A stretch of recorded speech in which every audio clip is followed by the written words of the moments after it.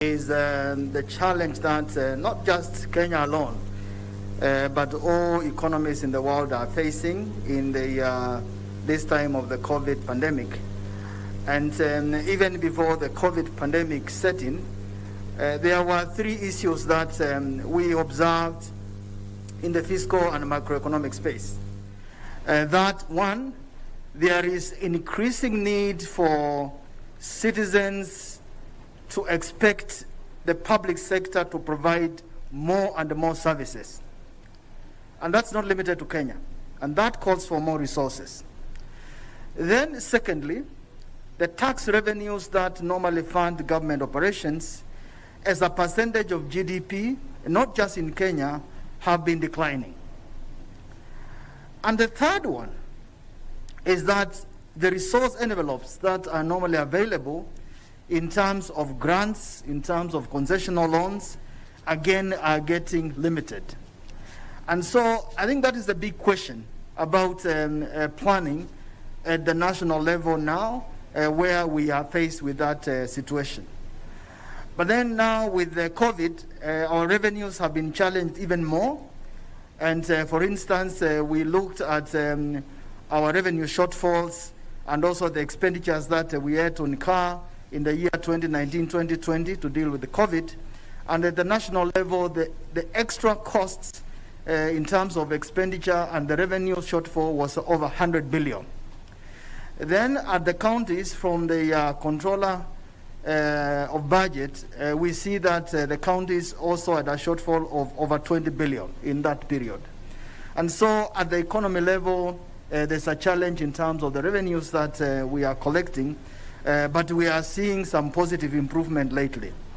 Now, to the question about the dollar and the exchange rate, it is obvious, and we all know that the dollar has strengthened. It is not so much that the Kenya shillings has weakened. It is the dollar that has strengthened. And also on account of the challenges that we experienced during the COVID time when the COVID started, of exports going down, then the inflows that we expected to come in were also limited. And so the recent recovery of exports that we are seeing, we expect that to support the Kenya shilling in terms of the exchange rate. But then again, we are also looking at increased inflows in terms of FDIs, foreign direct investments, as we continue to structure our public-private partnership structures so that we attract more resources in. And so just to conclude, in terms of the Kenya shilling, it's that it is the dollar that is very strong. It is not the shilling that is falling. Now, the issue about the recovery strategy that the counties are embarking on, I want to relate that to what the national government is doing. And you may remember that we had an economic recovery strategy that we are working on as government. We also had the stimulus economic package, which was looking to stimulate the economy at grassroots level, where we were committing 58 billion Kenya shillings to be spent on jobs creation and activities where there is a lot of labor, especially focusing on the youth, looking at education, looking at infrastructure, businesses, and so on and so forth. So for us in the national government, and also specifically as a National Treasury, we are very aligned to what the counties are doing. And we are very supportive that we work together. And this engagement is one of those engagements that we are saying they are good initiatives. We're working together. Great. I thank you. Great. Perhaps if we can just stay a little bit on that topic of syncing what the national government is doing and what the county governments are trying to do. If you could just delve a little bit, perhaps give us a sneak peek of what to expect in the next fiscal year in terms of, are we expecting another special package or another economic stimulus program? Or what are the priorities, for instance, at the national government level in the next budget? Thank you, Moderator. Thank you, Moderator. We are at the early stages of doing the 2021-2022 budget. And that process, according to the law and the practice, is preceded by our budget policy statement. So That is what we are busy doing. Now, the background is something that I've painted earlier on, that we have a situation of a weaker revenue base. We have a situation where, in terms of concessional loans or grants, we don't see those numbers coming in big. And also, we don't have a lot of space for borrowing. And so, this calls for a lot of granular looking at what we need to allocate our resources to, in terms of being efficient, in terms of the utilization of resources, and in terms of also asking ourselves, what is priority? And so there's a lot of reason for us as a national government to work very closely together with the counties to identify that which we must do so that we leverage on the recovery that we are looking to achieve. And there are always opportunities in a catastrophe and a pandemic like we have now. So those are the points that I want us to work together so that we can leverage. Good, thank you very much. It looks like I'm not succeeding with squeezing the sneak peek out of you, but I'll get back to you. Let's listen to Lady Governor Charity Ngilu. Governor, like you would be aware, the economic shocks post-COVID or during COVID economic shocks have really been felt by governors countrywide, because governors are perceived as the closest government that Mwananchi knows. So I am sure you have a lot of people knocking your doors and asking, what is the plan? Can we get assisted in our businesses?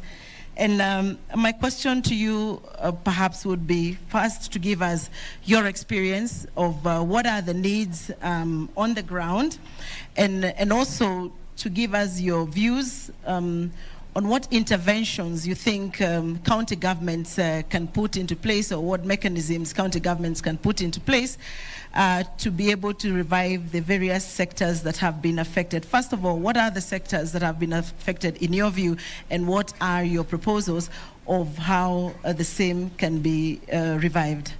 Governor. Thank you so much, Your Excellency Deputy Governor Nyeri, and good morning, everyone. Obviously, as people who are close to the people, they're knocking on your door every single day with all manner of problems. And we know that most of those people who have been affected, the sectors affected, health sector, education sector, transport sector, hospitality sectors, and even forwarding, clearing and forwarding, textile and apparel sectors, other social sectors like faith-based organizations and sports. All these have been badly affected indeed, and we are with them at our homes every day. And when, according to FKE, gave us a report that over 1.7 million people have lost their jobs, all of them have come back to our, counties, and we see them and their families who they have been supporting over the years. Therefore, we are dealing with this every single day. Of course, sometimes as counties are also having challenges that we do not get what we need to get from the national government on time so that we can attend to what we have promised people to do. But the ones that are badly affected, the health sector, people getting sick and now are even not wanting to go to our health facilities, and yet they will come to you and tell you that they are not well. I think that's one of the problems that we have been faced with. Looking at what we as county governments can do also to help the people recover. First and foremost, I feel that there is a sense of urgency for us to address the immediate problems that we are having, and that is joblessness, that people have lost their jobs.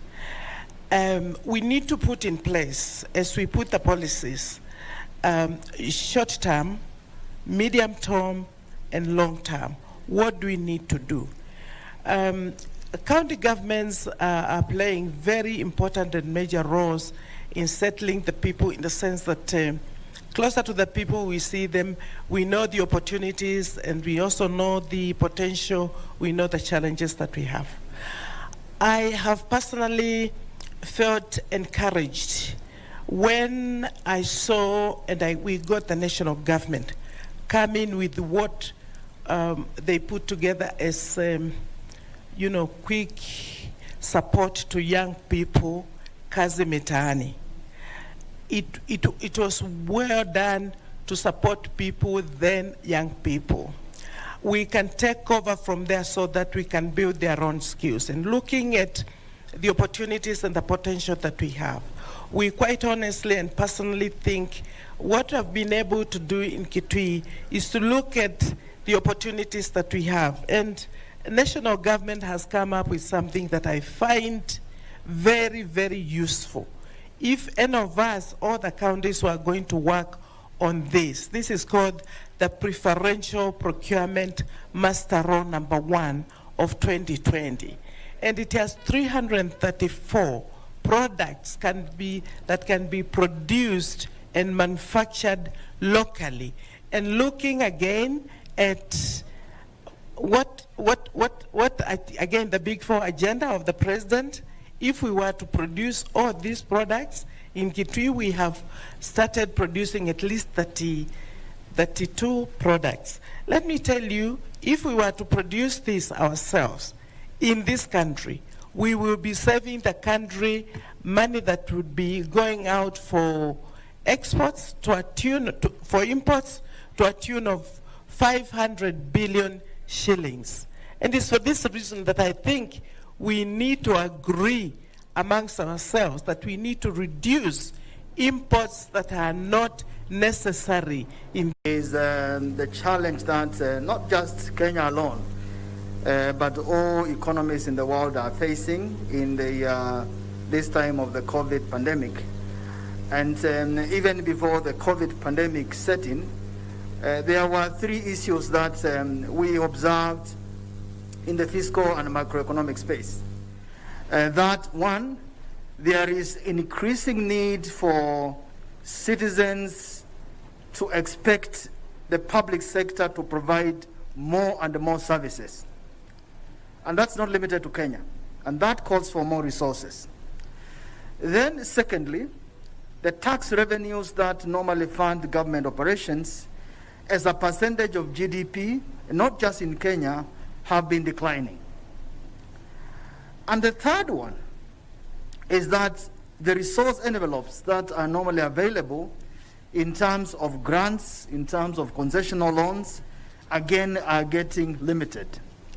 And so I think that is the big question about planning at the national level now, where we are faced with that situation. But then now with the COVID, our revenues have been challenged even more. And for instance, we looked at our revenue shortfalls and also the expenditures that we had to incur in the year 2019-2020 to deal with the COVID. And at the national level, the extra costs in terms of expenditure and the revenue shortfall was over 100 billion. Then at the counties, from the controller of budget, we see that the counties also had a shortfall of over 20 billion in that period. And so at the economy level, there's a challenge in terms of the revenues that we are collecting, but we are seeing some positive improvement lately. Now, to the question about the dollar and the exchange rate, it is obvious, and we all know that the dollar has strengthened. It is not so much that the Kenya shillings has weakened. It is the dollar that has strengthened. And also on account of the challenges that we experienced during the COVID time when the COVID started, of exports going down, then the inflows that we expected to come in were also limited. And so the recent recovery of exports that we are seeing, we expect that to support the Kenya shilling in terms of the exchange rate. But then again, we are also looking at increased inflows in terms of FDIs, foreign direct investments, as we continue to structure our public-private partnership structures so that we attract more resources in. And so just to conclude, in terms of the Kenya shilling, It's that it is the dollar that is very strong. It is not the shilling that is falling. Now, the issue about the recovery strategy that the counties are embarking on, I want to relate that to what the national government is doing. And you may remember that we had an economic recovery strategy that we are working on as government. We also had the stimulus economic package, which was looking to stimulate the economy at grassroots level, where we were committing 58 billion Kenya shillings to be spent on jobs creation and activities where there is a lot of labor, especially focusing on the youth, looking at education, looking at infrastructure, businesses, and so on and so forth. So for us in the national government, and also specifically as a National Treasury, we are very aligned to what the counties are doing. And we are very supportive that we work together. And this engagement is one of those engagements that we are saying they are good initiatives. We're working together. Great, great. I thank you. Great. Perhaps if we can just stay a little bit on that topic of syncing what the national government is doing and what the county governments are trying to do. If you could just delve a little bit, perhaps give us a sneak peek of what to expect in the next fiscal year in terms of, are we expecting another special package or another economic stimulus program? Or what are the priorities, for instance, at the national government level in the next budget? Thank you, Moderator. Thank you, Moderator. We are at the early stages of doing the 2021-2022 budget. And that process, according to the law and the practice, is preceded by our budget policy statement. So that is what we are busy doing. Now, the background is something that I've painted earlier on, that we have a situation of a weaker revenue base. We have a situation where, in terms of concessional loans or grants, we don't see those numbers coming in big. And also, we don't have a lot of space for borrowing. And so, this calls for a lot of granular looking at what we need to allocate our resources to, in terms of being efficient, in terms of the utilization of resources, and in terms of also asking ourselves, what is priority? And so, there's a lot of reason for us as a national government to work very closely together. Economic stimulus program, or what are the priorities, for instance, at the national government level in the next budget? Thank you, Moderator. Thank you, Moderator. We are at the early stages of doing the 2021-2022 budget. And that process, according to the law and the practice, is preceded by our budget policy statement. So that is what we are busy doing. Now, the background is something that I've painted earlier on, that we have a situation of a weaker revenue base. We have a situation where, in terms of concessional loans or grants, we don't see those numbers coming in big. And also, we don't have a lot of space for borrowing. And so, this calls for a lot of granular looking at what we need to allocate our resources to, in terms of being efficient, in terms of the utilization of resources, and in terms of also asking ourselves, what is priority? And so there's a lot of reason for us as a national government to work very closely together with the counties to identify that which we must do so that we leverage on the recovery that we are looking to achieve. And there are always opportunities in a catastrophe and a pandemic like we have now. So those are the points that I want us to work together so that we can leverage. Good, thank you very much. It looks like I'm not succeeding with squeezing the sneak peek out of you, but I'll get back to you. Let's listen to Lady Governor Charity Ngilu. Governor, like you would be aware, the economic shocks post-COVID or during COVID economic shocks have really been felt by governors countrywide, because governors are perceived as the closest government that Mwananchi knows. So I am sure you have a lot of people knocking your doors and asking, what is the plan? Can we get assisted in our businesses? And my question to you perhaps would be first to give us your experience of what are the needs on the ground, and also to give us your views on what interventions you think county governments can put into place, or what mechanisms county governments can put into place to be able to revive the various sectors that have been affected. First of all, what are the sectors that have been affected in your view, and what are your proposals of how the same can be revived? Governor. Thank you so much, Your Excellency Deputy Governor Nyeri, and good morning, everyone. Obviously, as people who are close to the people, they're knocking on your door every single day with all manner of problems. And we know that most of those people who have been affected, the sectors affected, health sector, education sector, transport sector, hospitality sectors, and even forwarding, clearing and forwarding, textile and apparel sectors, other social sectors like faith-based organizations and sports. All these have been badly affected indeed, and we are with them at our homes every day. And when, according to FKE, gave us a report that over 1.7 million people have lost their jobs, all of them have come back to our, counties, and we see them and their families who they have been supporting over the years. Therefore, we are dealing with this every single day. Of course, sometimes as counties are also having challenges that we do not get what we need to get from the national government on time so that we can attend to what we have promised people to do. But the ones that are badly affected, the health sector, people getting sick and now are even not wanting to go to our health facilities, and yet they will come to you and tell you that they are not well. I think that's one of the problems that we have been faced with.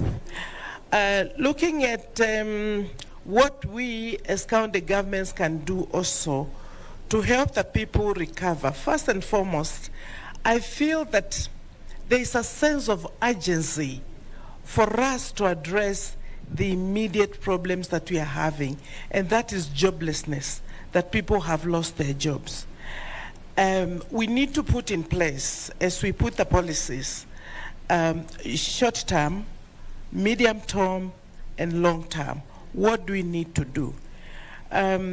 County governments are playing very important and major roles in settling the people, in the sense that closer to the people we see them, we know the opportunities, and we also know the potential, we know the challenges that we have.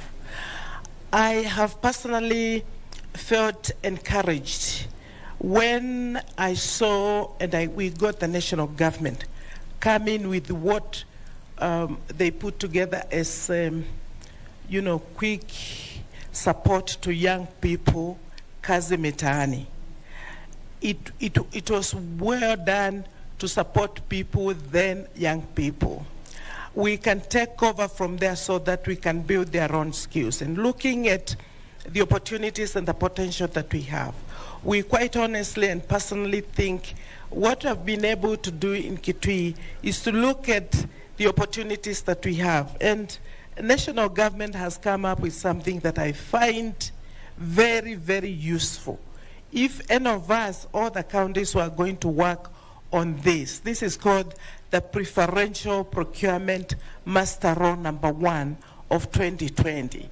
And it has 334 products that can be produced and manufactured locally. And looking again at again, the Big Four agenda of the president. If we were to produce all these products, in Kitui we have started producing at least 32 products. Let me tell you, if we were to produce this ourselves in this country, we will be saving the country money that would be going out for exports for imports to a tune of 500 billion shillings. And it's for this reason that I think we need to agree amongst ourselves that we need to reduce imports that are not necessary in this country. And this is what we are doing in Kitui. I can tell you that in Kitui we were able to start our garment production.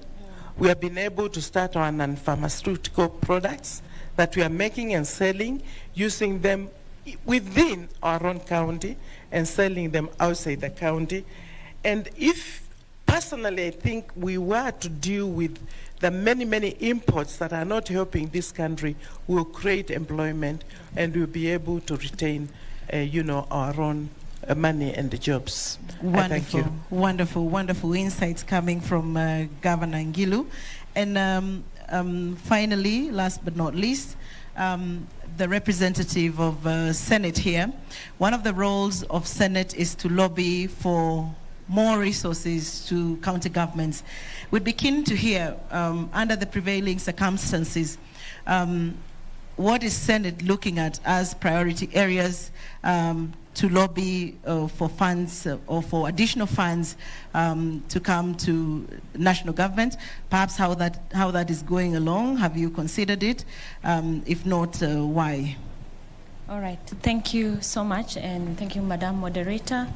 I'm privileged to be here today, and I think the backdrop of it is the fact that we had the ad hoc committee on COVID that was tasked to oversight what government was doing during this time. So I think it's from that backdrop that I have the honor of having this platform.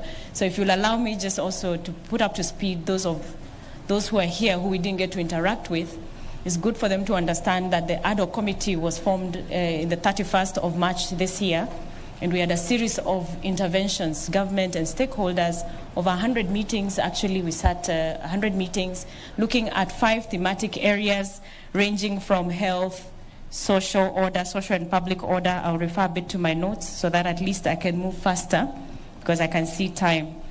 So we looked into health issues, economic and finance issues, which are today's topic, looking at macroeconomic effects, the impact of business, trade facilitation measures to cushion borrowers and financial institutions. We had large engagements with the entire sector, from the ministry to banks, private sector, SMEs, Juakali, all those. We had interactions with them, and we could see from an early stage, including the Council of Governors, of course, and the County Assemblies Forum.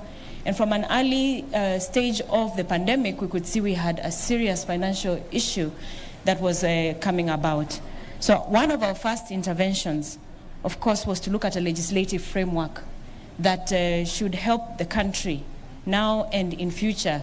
God forbid we should be ever in another situation of a pandemic like this one. And that pandemic and response bill was done in record time with over 160 submissions from stakeholders. It was a very comprehensive bill that we passed at Senate when we were finally able to sit again. And it is now at National Assembly, I think caught between the tussle of National Assembly and Senate.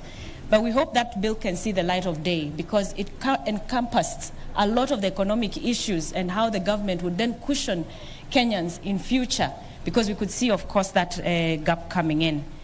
Now, one of the things that I have to highlight, some of our observations when we went around as a committee, is the need to support local innovations.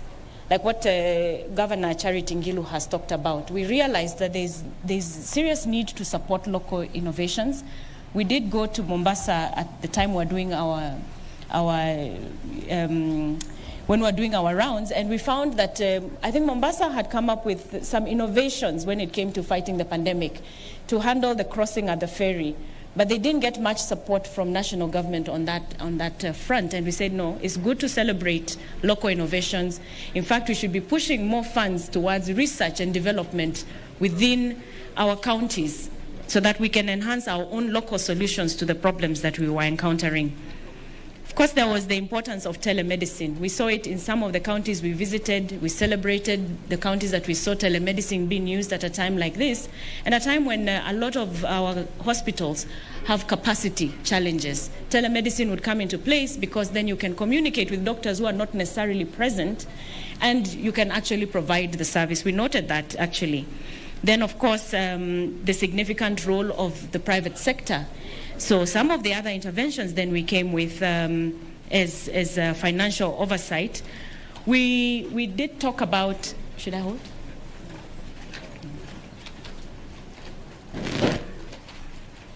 Should we stand?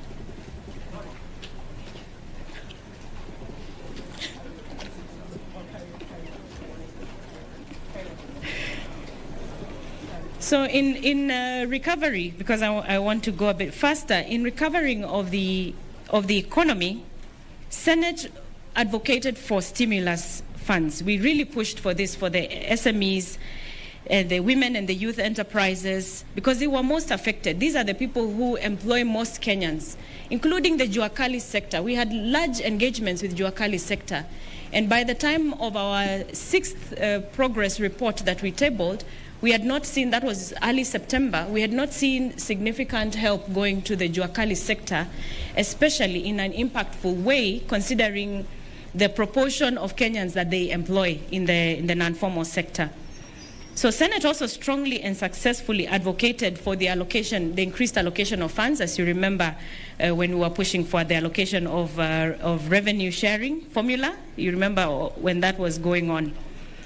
Now, some of the legislative interventions we are looking at is to allow counties to undertake PPP projects, that's private-public projects, to spur growth and enable the private sector to play a more critical role.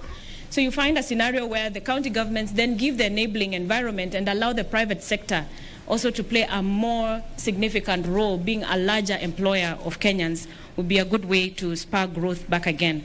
And then we improve ease of doing business. Ease of doing business. I think that is a conversation that must continually happen by mainstreaming processes and addressing, double taxation in certain areas. We came across this as we were going around the counties, a lot of that. And of course, to enhance revenue allocation within the county governments.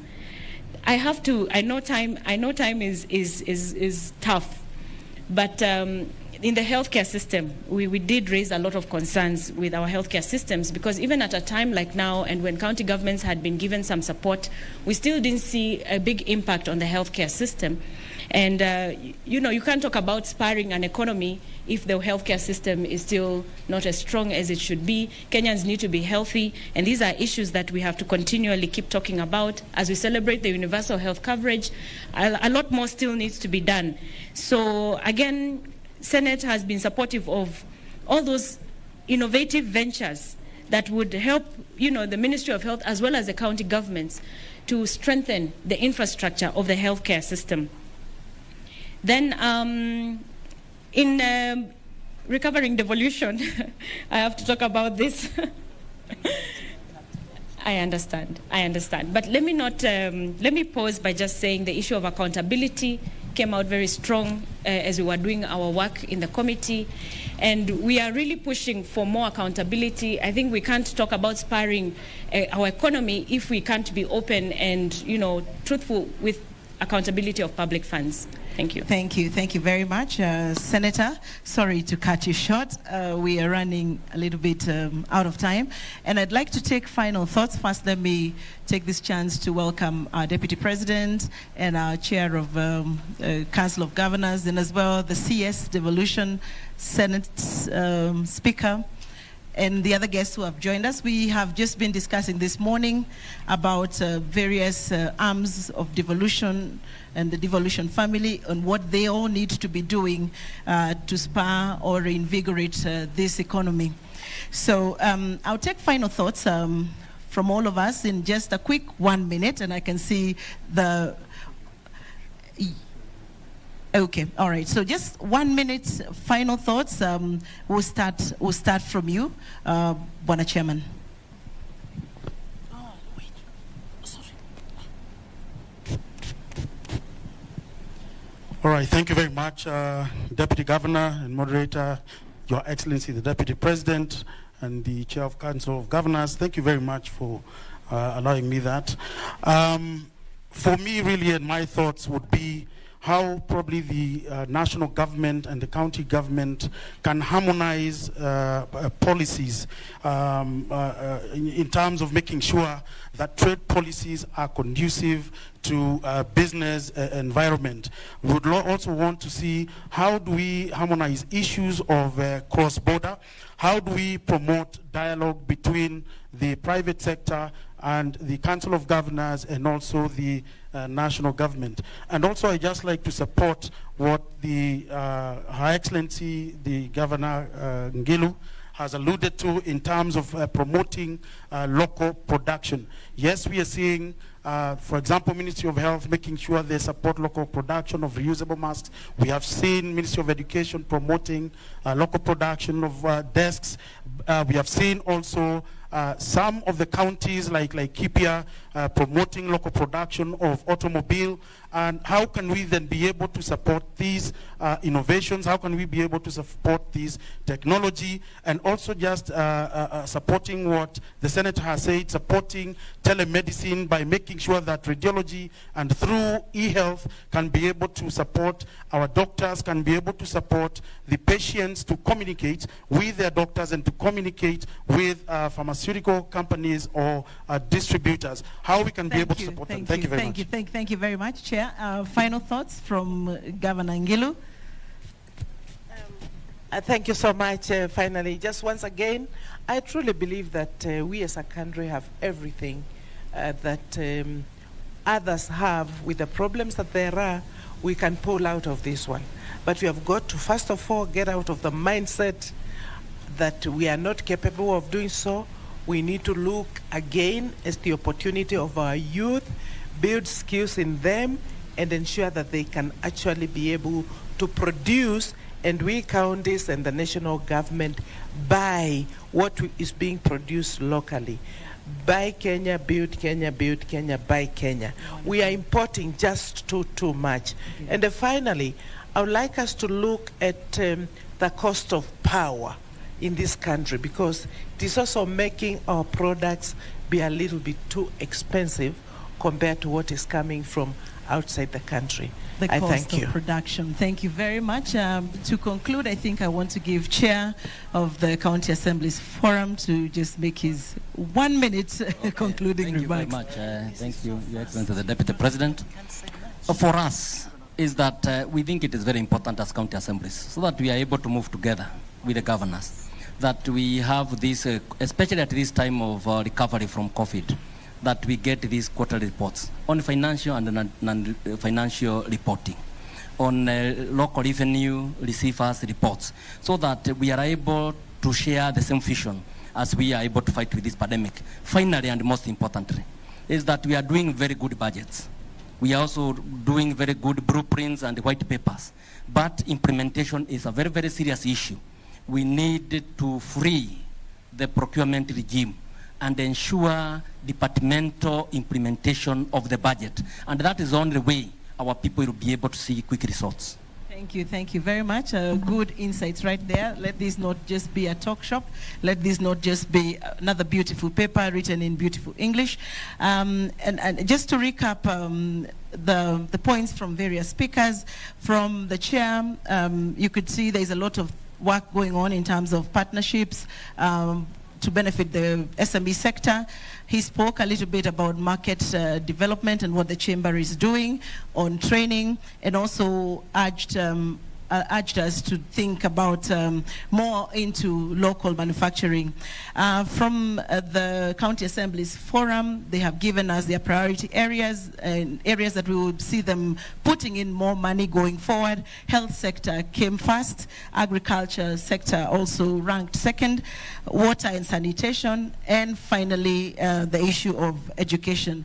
It was interesting to hear the County Assembly's Forum saying that it's important to also audit how far we are with the pandemic, in terms of how far the ramifications have been on the local economies so that they're able to plan adequately going forward.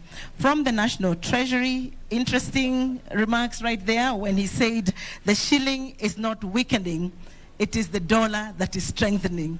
Now, it's a little bit of a chicken and egg story right there, but I think we'll take it offline. Interesting remarks coming from the National Treasury talking about the shortfall in terms of revenue and talking about the economic stimulus program. He was very guarded about what to expect in the next fiscal year in terms of the priority areas, but we want to imagine that those priority areas will be aligned with the county government's priority areas. Governor Ngilu, extremely passionate about local manufacturing, saying this is the direction that we need to go as a country to be able to rebuild and reinvigorate this economy, reduce the imports. Governor Ngilu says have a plan, short-term, medium, and long-term on the unemployment that we are all facing. Prioritize the health sector. Governor Ngilu says, let us also work on changing our mindset. The Senate's key priority areas are also aligned to county government. Key priority areas, which is health, they have told us what they're doing in terms of developing legislative framework, especially that of the PPP. There's a joke that is told around about the connotation of PPP, and they say that PPP stands for Perpetually Pending Project. So we hope that there will be legislation to be able to, so that it just doesn't become, it's something we've talked about for a very long time, so that it actually will stand for public-private partnerships. The impact on the health sector, according to Senate, has been able to be looked at. So, ladies and gentlemen, I am really, my boss is right there telling me you'd really have to conclude this. But as I conclude, let me say this. When you go through uncertain times and uncertain times like we are right now, usually there is, you have three options. We really have to stop. There are three options. The first option, this is the last thing I'm going to say. The first option that we have is to give up. The second option is to give in. The third option is to give it all it takes. And based on today's conversation, this morning's conversation, you can tell that... Thank you, DG, and the panelists. I'm sorry, I do have to cut you short so that, tafadhali, let us appreciate this wonderful, wonderful panel. We gave them an incredibly difficult task to do in no time at all. Asanteni sana sana. Thank you, and I really apologize for rushing you.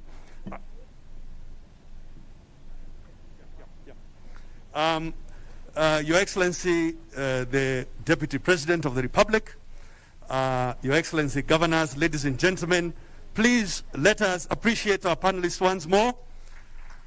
And as we do so, allow me to invite the next set of speakers to the stage, please. And I think that our staff, if you have sanitizers, please, can you assist us at the front here? So allow me to invite the resident representative of the UNDP to the stage, Mr. Walid Bawadi. Karibu sana. Allow me also to invite the Deputy High Commissioner, the British Deputy High Commissioner, Mr. Julius Scott, to the stage. Also, allow me to invite Professor Anyang' Nyong', His Excellency Governor of Kisumu. Allow me also then to invite, if they could sit, tafadhali, in the order that we shall speak, in the order that I'm calling you to the stage. Let me invite the CS for devolution, the Honorable Eugene Wamalwa, as well as the Speaker of the Senate,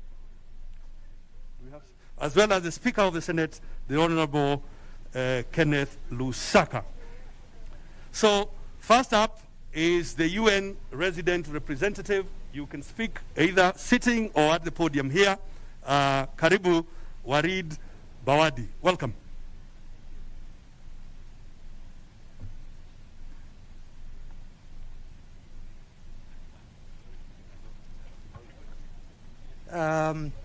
Governor Murithi, Your Excellency, Deputy President of the Republic of Kenya, Honorable William Ruto,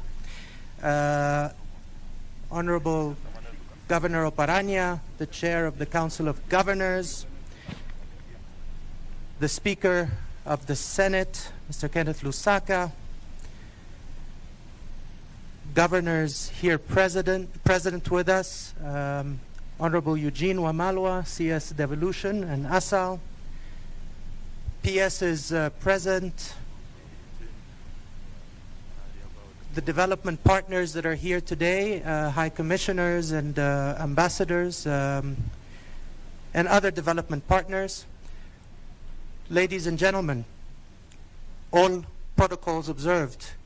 Let me say that it is really with profound solidarity and a strong sense of partnership that I stand before you on behalf of the UN system in Kenya ahead of today's launch of the County COVID-19 Socioeconomic Reengineering and Recovery Strategy.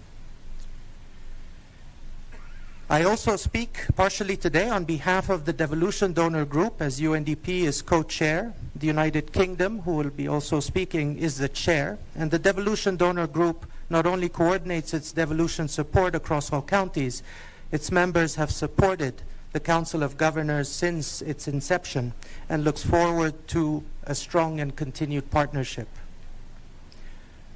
The UN system in Kenya's partnership with the Council of Governors began at inception and continues strong to this day. I do wish to take this opportunity to congratulate the COG on today's groundbreaking ceremony for their new headquarters. It will serve as a more than an office building, but also a symbol of devolution's strength and service to the people of Kenya. Indeed, an iconic venue. Ladies and gentlemen, today the world faces an unprecedented threat from COVID-19. For the first time since measurement began, UNDP's Human Development Index is on a course to decline in 2020. The impact of COVID-19 will reverberate across the Sustainable Development Goals and reverse hard-won developmental gains. Addressing these losses means recovery from COVID-19 must take a different path from the previous global development trajectory. The pandemic has made our pledge to leave no one behind and to reach those furthest behind first much more difficult to achieve. Together, nonetheless, we have a chance to turn one of the greatest reversals of human development of our lifetime into a historic leap forward to a sustainable, inclusive, peaceful, and resilient future with the Sustainable Development Goals as our compass. With up to 100 million more people being pushed into extreme poverty in 2020, 1.4 billion children affected by school closures, overwhelmed health and social services, and record level unemployment and loss of livelihoods, especially among women who constitute over 70% of low-wage earners, it is clear that choices made today could be the tipping point that transform our societies and our planet for the better. On the global level, and indeed here in Kenya, the UN system is supporting governments in the response to the pandemic, and we mobilized early to comprehensively save lives, control the spread of the virus, and ease the economic fallout. The UN has led on the health response, provided life-saving humanitarian assistance, psychosocial and economic support to the most vulnerable, established instruments for rapid responses to the socioeconomic impact, provided evidence-based and sex-disaggregated data, and laid out a broad policy agenda. As we are learning, collaboration is vital to battle a virus that affects all humanity indiscriminately. Although time is never on our side, in a swiftly moving pandemic, UN agencies and humanitarian partners have since the onset worked with the government of Kenya to take quick action to support communities in responding to the virus. The courage and sacrifice of the frontline workers, including doctors, nurses, midwives, police officers, and indeed volunteers across sectors, as they continue supporting those most vulnerable, is an inspiration to all of us. And tomorrow, as we celebrate International Volunteer Day, I do trust that we will take a moment to celebrate all of those heroes. There is no choice between addressing the health impact and the socioeconomic fallout from the pandemic. Unless we control the spread of the virus, the economy will never recover. The crisis requires each one of us to focus on the people, particularly the low-wage workers, small and medium enterprises, and the most vulnerable and marginalized, including women, youth, children, elderly, and those with disabilities, as again on the 3rd of December, we commemorate International Day of Disability. So together we must cushion the impact on people's lives, their livelihoods, and the economy by considering a scale-up of social protection initiatives and supporting SMEs to prevent bankruptcies and job losses, especially amongst the most vulnerable. The UN and its partners, in close collaboration with the government of Kenya, have developed the UN in Kenya COVID-19 Socioeconomic Response Plan, and we have provided technical and financial support towards the government of Kenya's economic recovery strategy, and we heard about that strategy this morning, but we also provided support to the county COVID-19 socioeconomic re-engineering and recovery strategy. We are encouraged that these strategies provide an inclusive and urgent socioeconomic response based on some common themes which emphasize protecting health services and systems, scaling up social protection and basic services, protecting jobs and supporting SMEs and the most vulnerable productive sectors of society, enhancing social cohesion and community resilience. But importantly, all of these strategies and these recovery efforts are greener, are bluer, and certainly not browner. And they do embrace innovation and technology as critical enablers for building forward better. So the launch of the County COVID-19 Socioeconomic Re-engineering and Recovery Strategy signifies a step in the right direction in coordinating all of our efforts and contributions in dealing with the crisis and preventing its escalation and ensuring that Kenya does build forward better and leaving no one behind. Ladies and gentlemen, drawing on lessons learned in an ever-changing environment that requires a contextualized and flexible approach, we are confident that the County COVID-19 recovery strategy will support Kenya's response in addressing the negative impacts on the country from this pandemic. In line with the UN Secretary General's call on my organization, UNDP, as the technical lead on the COVID-19 socioeconomic response and recovery, we will continue to work closely under the leadership of the UN Resident Coordinator and together with the UN country team in responding to the requests to implement these strategies as and when the government of Kenya demands of us. I want to thank our development partners who have swiftly responded to our call for an effective engagement through flexible financing to support this national response. And here I want to thank the governments of Sweden, Finland, and Italy who have supported the UN Joint Devolution Program together with our sister agencies, UNICEF and UN Women, but also the government of Japan who has provided critical support. So on behalf of the UN family in Kenya, let me reaffirm our commitment to this fight. We will win this war together, and I thank you all for your attention. Asanteni. Thank you very much indeed. UN resident representative, may I invite, you can speak either from your seat or at the podium as you choose, the Deputy High Commissioner from Britain, Julius Court. Karibuni. May I also request Governor Kifutha Kibwana, who will do the appreciation, to also join the team on stage. Asanteni. Please, we must try and restrict ourselves to about 4 minutes for the obvious reasons. Thank you. Thank you very much, Governor, and Your Excellency, Deputy President, Your Excellency, Governor Oparanya, the Chair of the Council of Governors, Your Excellency, the Senate Speaker, all the other CSs, all the other governors, deputy governors, all the PSs, fellow colleagues from the international community, Your Excellencies, ladies and gentlemen. Kwanza nataka kusema hongera. Nataka kusema asante. And I want to say congratulations because although this country has been faced with an immense challenge with COVID, I think we've seen such a robust response. We've seen an incredibly robust health response. I think as PS Muya was outlining, we've seen a really impressive economic response, you know, given a very, very tough challenge. And I think we've seen a very impressive COVID responses. A social response to COVID.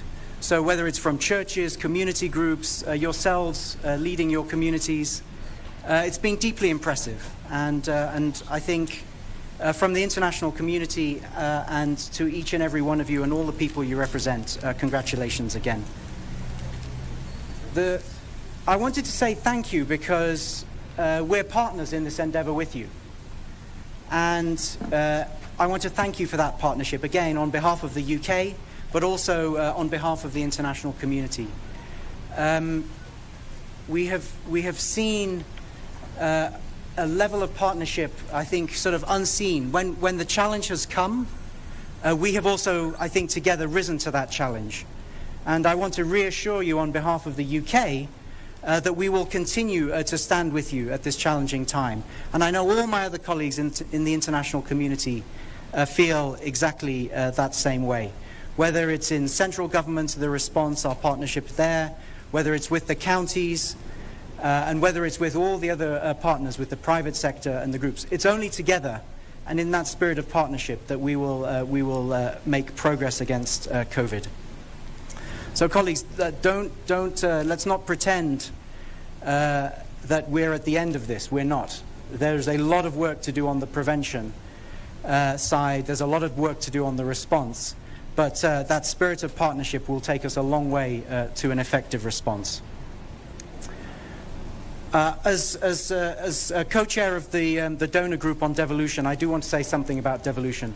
One of the privileges of my job is that I get to travel around this great country, and wherever you go, you see the response that's come because of devolution. You see the progress that's been made, and we celebrate that. And I think that one of the great things about devolution and events like this, you can also learn so much from each other. We're all struggling with the same challenges. And every county I go to is making progress, but it's also learning from its neighbors and from its colleagues. So that's a terrific thing. And again, you will not find a stronger partner, you will not find a stronger supporter on devolution than the UK. And again, I know colleagues in the group feel exactly the same way. Colleagues, perhaps the most important thing I want to say is about the spirit with which I see around this country, and the spirit which I think is embodying the work today. We're very proud partners in preparing and launching the strategy, but it's the spirit of delivery that really enthuses me, and that I think we should really focus on. When you go around this country, you can't help but be stunned by that spirit of entrepreneurship, the can-do attitude. And I just want to give a few examples of that. So last month, I was privileged to be up in Isiolo, and we were launching an innovation hub. We weren't standing back because of the crisis. We weren't waiting. We did it very carefully, but we launched the innovation hub with the UNDP, with the governor there. In your county, Governor, in Laikipia, I spent a lot of time talking to teachers and visiting schools and seeing how they were preparing so that the children can go back. There's no more important thing than our children's education. So it's really important to see these examples of where people are responding with that can-do spirit to get ready, to keep going, even though the time is challenging. I was very privileged to be in Kisumu a couple of days ago, and the governor and I were looking at the economic issues there. We were looking about how it responds to gender-based violence, and really interestingly about visiting the Lake Hub. Again, the future, the innovation in this country, those young people harnessing their ideas in the response, very, very impressive. And then finally, I can't forget C.S. Wamalwa and I were in Kisii together with the governor there, launching the plan for Kisii's urban renewal. Again, not waiting, not holding back, doing it safely, but getting on with helping the country and the counties to build back stronger. So I think it's that spirit of mindset, it's that spirit of entrepreneurship, it's that spirit of drive, it's all those kinds of things that will help us get through this crisis and help Kenya to build back stronger. Asanteni sana. Thank you very much, Deputy High Commissioner of the UK to Kenya, Asante sana. I want to invite to the podium, I don't know if you have the sanitizer, Professor of Political Economy, Governor of Kisumu, Professor Anyang' Nyong'o. We will allow him maybe 1.5 extra minutes because he will explain to us the content of the recovery strategies for each of the counties. Karibu sana, Governor Anyang' Nyong'o. Thank you very much, Nderitu. Your Excellency, the Deputy President, Dr. William Somei Ruto, Your Excellency,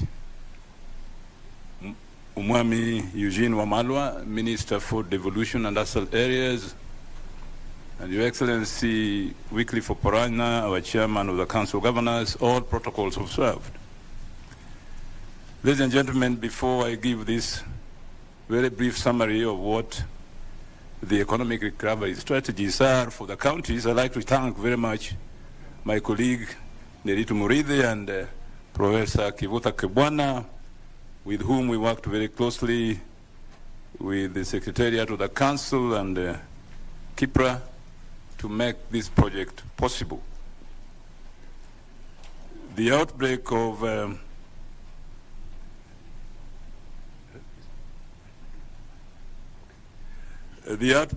COVID-19 is an eye-opener on our levels of preparedness for pandemics and calamities that may threaten the existence of our society.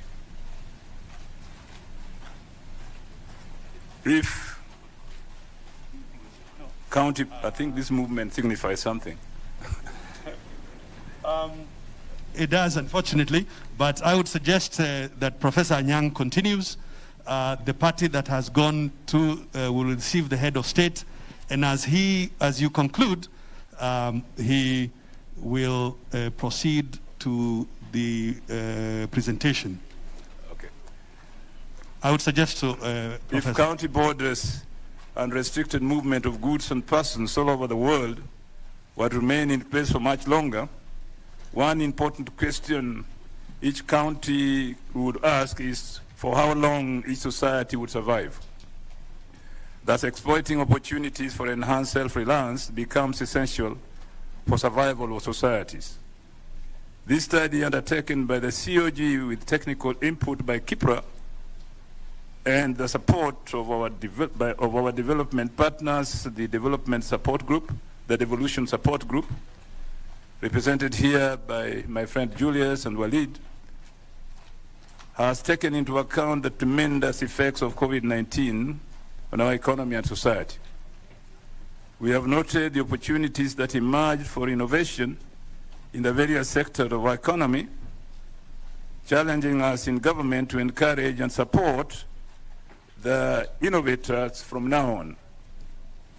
This could as well be the foundation for building a more resilient society and economy capable of better withstanding such pandemics in the future. With COVID-19, we have seen the importance of having one a well-functioning healthcare system to serve the population. 2, a proper functioning medical research to develop vaccines. 3, good planning of our cities, transport systems, education system, and housing to offer services in the midst of the pandemic, notwithstanding the threat of being left alone with the closure of international transport highways.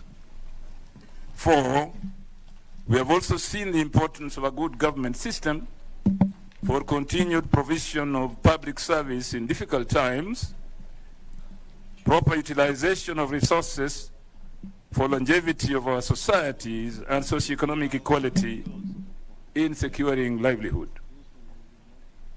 The pandemic therefore highlights the need, 1, to promote innovations and adopt modern technologies in the path to enhancing self-reliance. Our young population showcased their capabilities with innovations to help in responding to the pandemic. It takes our commitment as government to nurture innovations by re-energizing our institutions of technical training, science, technology, and engineering to maintain the momentum for innovation to the level of being commercialized.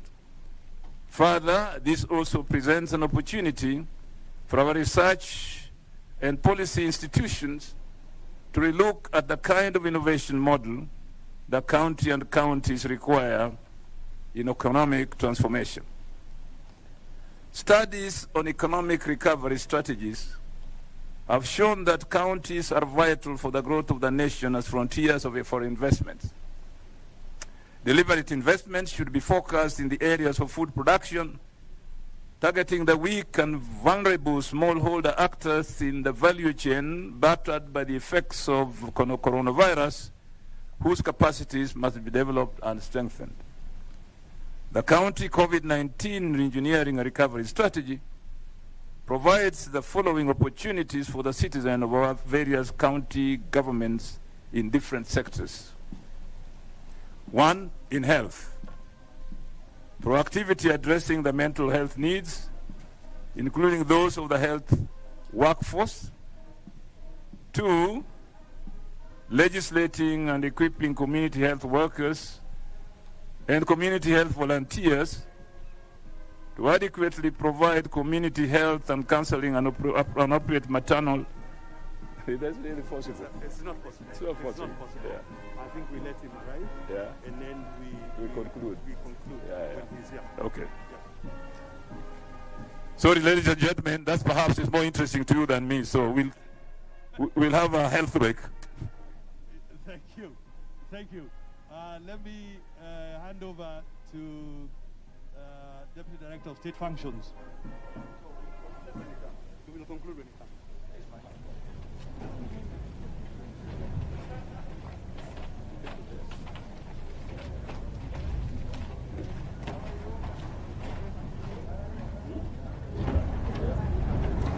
Niombe sote tusimame tafadhali kwa wimbo wa taifa.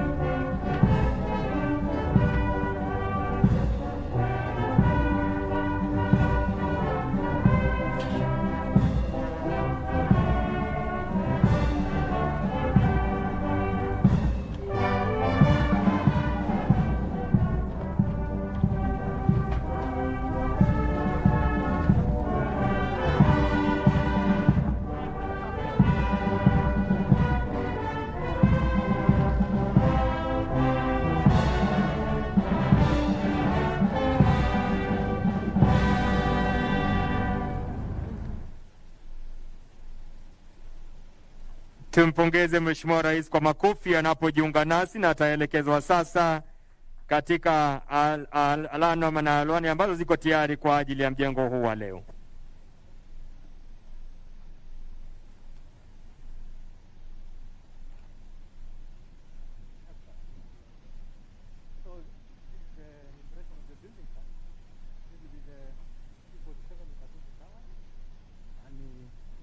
We'll have offices for all the liaison offices for the county governments and independent commissions.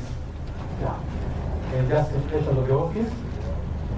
You see, there's a very special club at the end there, sir, which you may like to frequent. Will be at the 50th floor. Yes. Yes. Ziko ndani. It's a hotel.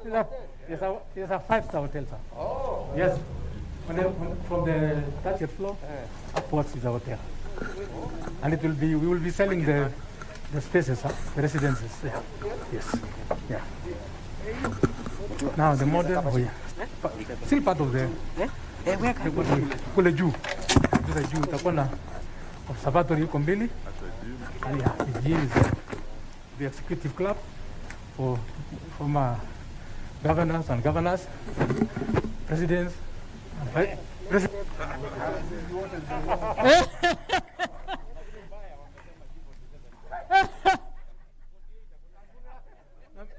Sir, you can change the name. Executive order. Now, here, Your Excellency, we have now the entire model. That is the library we are dedicating to you, sir, by the governors.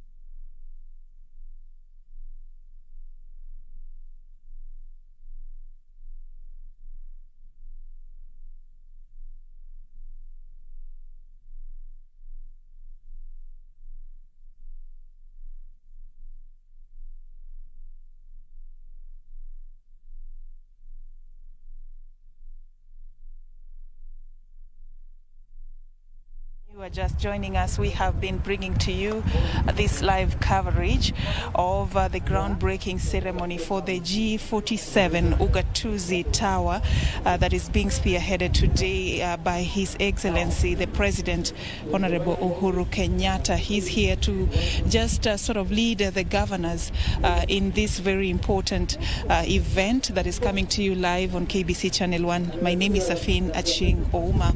Now, today, the 4th of December 2020, we'll also see the President unveil something that will assist in the COVID-19 post-recovery program when it comes to the economic challenges that the country has faced courtesy of this pandemic. The President today is going to sort of lead the nation in coming up with a strategy document that will help the nation move forward post-COVID-19. Counties have been advised to go a step ahead in making sure that all the proposals contained in this document are implemented. Of course, it is a document that also seeks to see the social aspect of the society. It is the socio-economic re-engineering recovery strategy for counties when it comes to the COVID-19 pandemic. The President has just arrived at the venue. He was received by the Cabinet Secretary for Devolution and Asals, Honorable Eugene Wamalwa, and of course the Chair of the Council of Governors, Kakamega Governor Wycliffe Oparanya, who are currently taking him through some of the proposed, structures for the building that is supposed to be set up, the G47. The G47 tower, and right now we just want to hand you over back to the function so that you can be able to follow in on what is happening. This is Singapore. Our equivalent scheme, county central. Yes, yeah. So, you have found the right partner, sir. So this is the lab which was originally started in 1920s as Nairobi Municipalities Memorial Fund. Now this fund has a very special significance to you, sir. And I want you to look at a gift we are giving you in memory of your father. He used to work with the city council.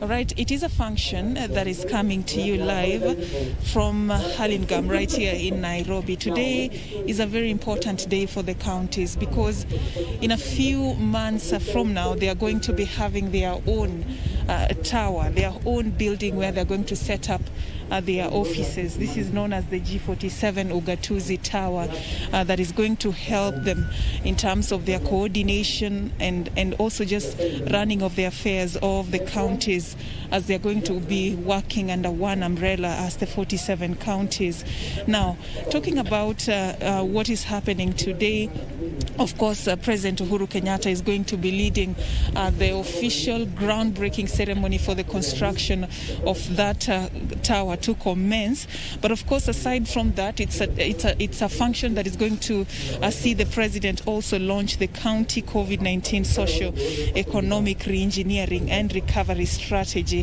Earlier, there was a panel discussion among some of the key stakeholders from the county governments, just sort of, giving an opportunity and a platform for the county governments to, discuss further and look deeper into some of the issues that counties have had to deal with during this COVID-19 pandemic. And there were quite a number of useful proposals that came forth from that discussion, with the panelists actually just encouraging that COVID-19 indeed has taught the country many lessons, and it is time for the country to change its strategy in how it is managing some of the economic and social issues.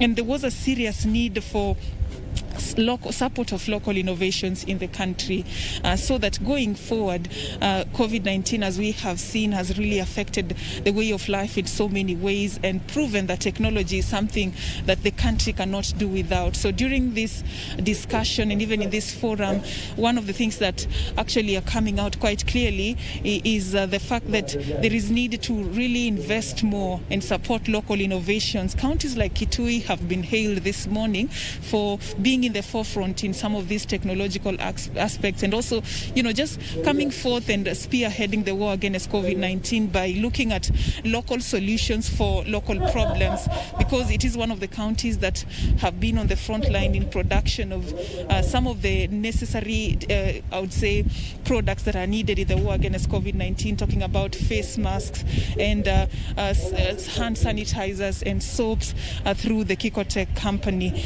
And of course, looking also at some of the other proposals, there is need also for funds to be channeled to the counties to support research and development in some of these issues. So going forward, there's going to be also the need to embrace telemedicine and just to help doctors also in terms of delivering on their mandate and of course just accessing more patients who may even be in remote areas, because looking at a time when we are having a shortage of healthcare workers who are needed at this particular time, telemedicine can actually go a long way in helping even just one doctor to be able to, serve many patients who may be in different locations at a time. Now, there was also a proposal on the need for counties to work together with the private sector going forward in addressing some of these issues and also in implementing this socio-economic strategy going forward. All right, so we just following up on what is happening, and currently right now the president is being taken through some of the plans for the project that is currently supposed to be kicking off right after this groundbreaking ceremony. So Governor Wycliffe Oparanya and the devolution CS Eugene Wamalwa are currently just taking him and explaining more about what this project entails and how it is going to transform the running of affairs of the counties. After that, he's going to be taking his position at the podium and just to continue with what has been going on since morning.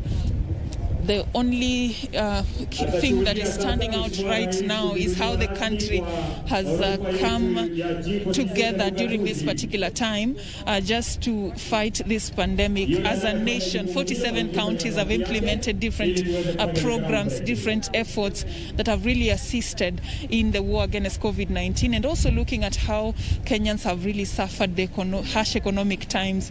And there was a discussion on what different counties have been able to do just to sort of cushion Kenyans who have lost their livelihoods. Something that one of the panelists mentioned was the fact that those who lost their jobs, most of them, just had no option but to go back to their rural areas, and counties had a very big challenge of trying to find a way of coming up with strategies and programs to ensure that these families that lost their sources of livelihoods, most of them were in urban areas and they lost their jobs and they had to go back home in their rural areas, actually have a way of even just getting what they can eat at the end of the day and just finding a way in which they can go by as the days progresses. So this is actually a very important forum that is also providing an opportunity for counties to learn from each other in what they've been able to do so far in the war against COVID-19 and the mitigation measures, and even what they plan post-COVID-19. So they're sharing ideas and discussing the gaps and some of the things that ought to be done to fill these gaps.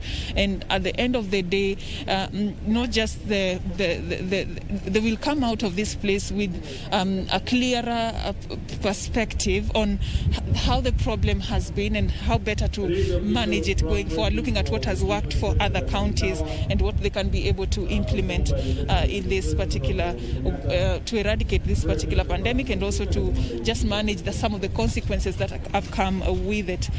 Currently, the president is actually, as I speak, being taken through the official groundbreaking ceremony, of the G47 Ugatuzi Tower, and this is actually just giving a green light for the construction to begin.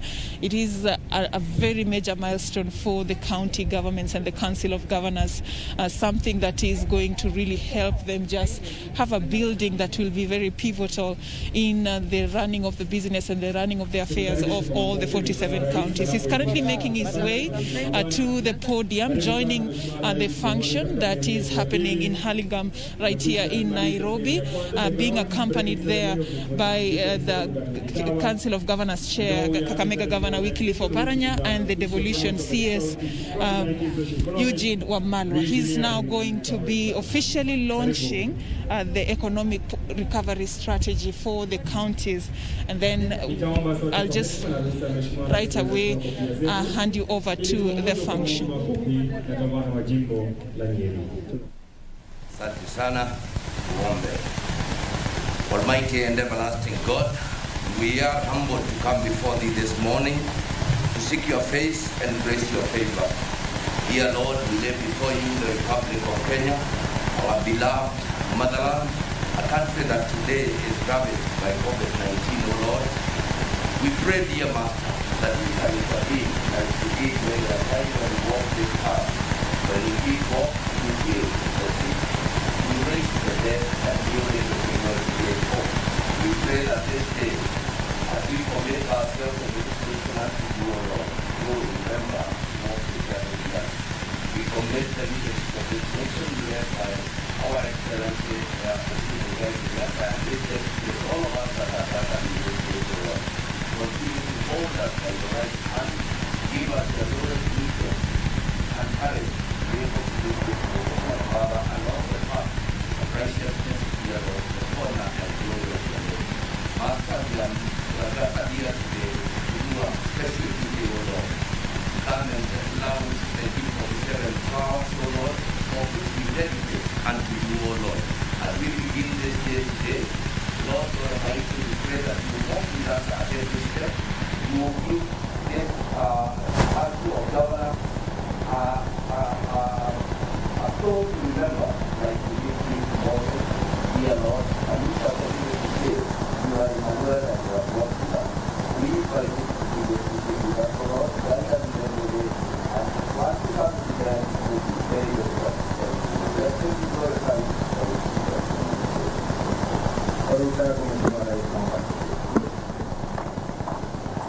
Mheshimiwa Uhuru Kenyatta, Rais wa Jamhuri ya Kenya na Mwenyekiti Mkuu wa Majeshi ya Ulinzi, Mheshimiwa Naibu wa Rais Daktari Ruto, mkuu wa Kabuti na Kiongozi na Kushirikiana. Mheshimiwa Rais, nikubalie ni mwandishi wa waziri wetu wa ugatuzi na sehemu za barabara na kavu, Mheshimiwa Eugene Wamalwa, atuongoze kwa kipindi kinachosasa. Karibu waziri.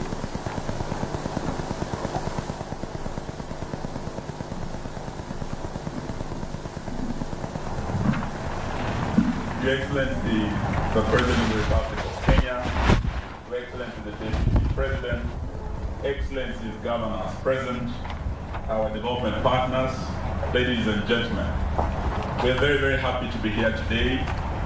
First of all, to witness the groundbreaking of an iconic building that is going to be the tallest building, not just in Kenya, not just in East Africa, but in Africa. Hongera. For us as the Devolution family, Your Excellency, we are very, very delighted that you could find time to be with us here today. And it's a great day for devolution. This building, we want to thank CPF, we want to thank Lab Trust, Bwana Akili, I don't know where he is. This is the CEO, Your Excellency, the chair, Lab Trust. We had our chair, and the members, the trustees. We want to thank you and to congratulate you and to thank the COG for the consultations that have taken place to make this day a possibility. Indeed, we've had challenges as the devolution family scattered all over the country in enforcing what Article 6 puts in place, that the two levels of government shall work together in consultation, in cooperation, in collaboration.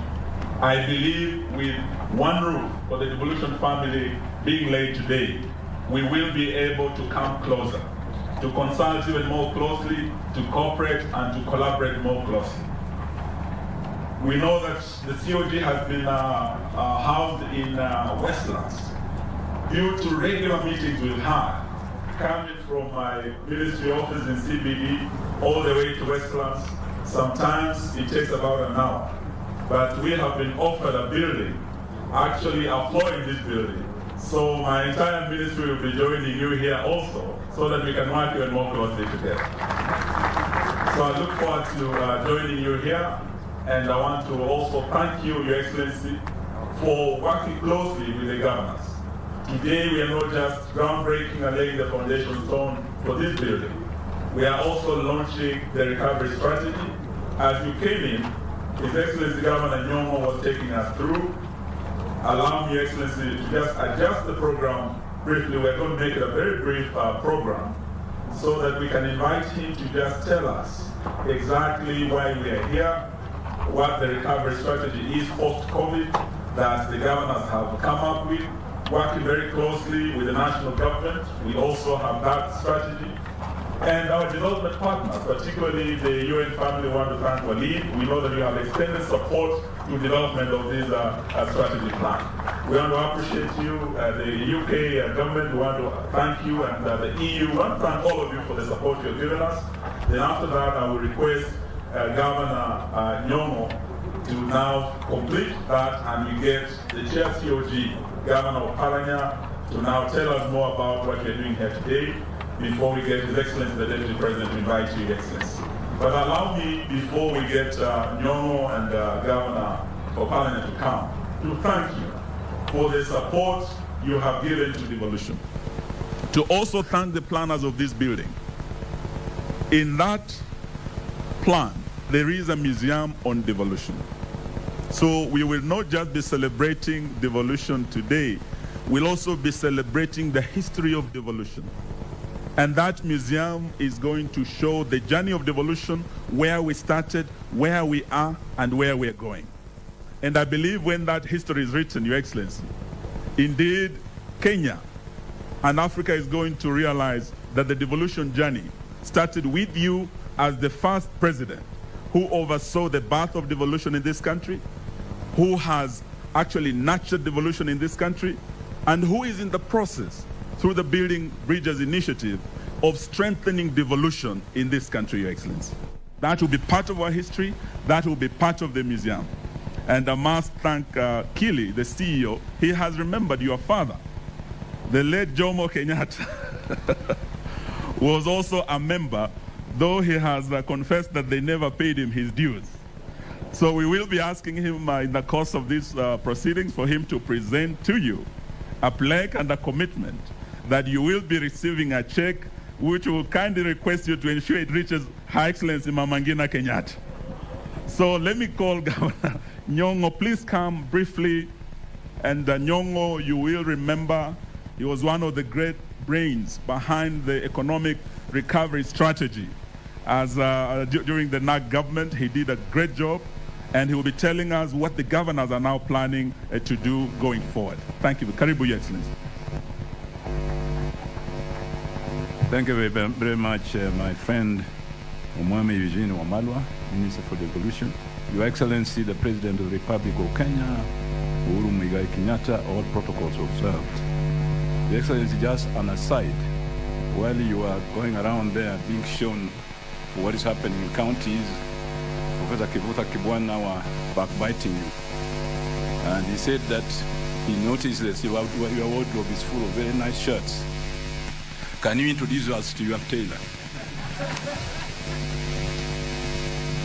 Your Excellency, I want to thank my two colleagues, Governor Nderitu Murithi of Laikipia and Governor Kivuta Kibwana of Makueni, with whom we worked very hard with our staff and Kipra and our devolution partner group led by Walid and Julius here this morning to make possible this economic strategy, economic recovery strategy for counties post-COVID.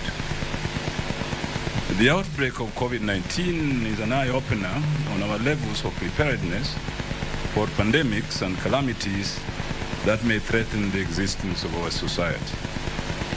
If county borders and restricted movement of goods and persons all over the world were to remain in place for much longer, one important question each country would ask is for how long each society would survive.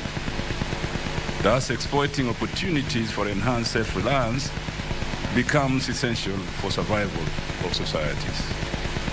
This study, Your Excellency, undertaken by the Council of Governors with technical input by Kipra and the support of our development partners, the Development Support Group, has taken into account the tremendous effects of COVID-19 on our economy and society. We have noted, Your Excellency, the opportunities that emerge for innovation in the various sectors of the economy, challenging us in government to encourage and support the innovators from now on. This could as well be the foundation for building a more resilient society and economy capable of better withstanding such pandemics in the future. With COVID-19, Your Excellency, we have seen the importance of having the following. One, a well-functioning healthcare system to serve the population. Two, a proper functioning medical research to develop vaccines. Three, good planning of our cities, transport systems, education system, and housing to offer services in the midst of the pandemic, notwithstanding the threat of being left alone with the closure of international transport highways. And finally, we have also seen the importance of a good government system for continued provision of public service in difficult times, proper utilization of resources for the longevity of our societies, and socio-economic equality in securing livelihood. The pandemic, Your Excellency, therefore highlights the need for the following. One, to promote innovations and adopt modern technologies in the path to enhancing self-reliance. Our young population showcased their capabilities with innovations to help in responding to the pandemic. Two, it takes our commitment as government to nurture innovations by re-energizing our institutions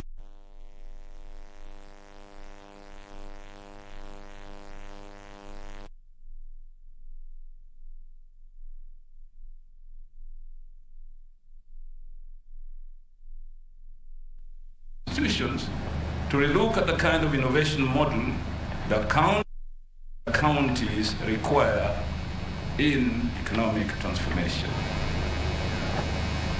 Your Excellency, studies on economic recovery strategies in general have shown that counties are vital for the growth of the nation as frontiers for investments. Deliberate investment should be focused in the areas of food production, targeting the weak and vulnerable smallholders actors in the value chain battered by the effects of coronavirus, whose capacities must be developed and strengthened. The county COVID-19 re-engineering and recovery strategy provides the following opportunities for the citizen of our various county governments in different sectors. In health, Your Excellency, one, proactivity addressing the mental health needs, including those of the health workforce. Two, legislating and equipping community health workers or volunteers and community health volunteers to adequately provide community health and counseling on appropriate maternal, infant, and young child nutrition practices amidst the pandemic. Three, ensuring that the health system as a whole is well resourced to withstand not just pandemics, but the delivery of healthcare system in general. In education, Your Excellency, we note the following. One, to protect the poorest and most vulnerable learners and enable them to continue learning, such as through targeted, conditional cash transfers and learning vouchers. Your Excellency, there's a very interesting innovation in Busia County, where Busia, through their fish cage farming, has linked that farming to poor households whose children are paid for in school by the proceeds of fish cage farming. Two, strengthening collaboration between county and non-state, not-for-profit institutions, including faith-based organizations in delivery of pre-primary education across counties. In agriculture, Your Excellency, we have noted the following. Enhancing agro-processing and value addition capacities of counties by adopting appropriate regulations, policies, and legislations. Two, facilitating access to affordable formal finance and advisory and information services. And three, training and building capacity of farmers on modern agricultural technologies including by integrating best practices and ensuring that extension service is properly resourced and institutionalized. In the area of social protection, Your Excellency, we noted the following: supporting businesses' success credit guarantee program for people whose occupations or employments have been disrupted by the pandemic.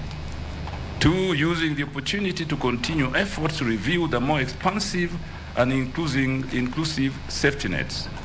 And 3, ensuring effective access to essential health care and other basic social services for population groups and individuals who have been drawn into vulnerability due to the pandemic.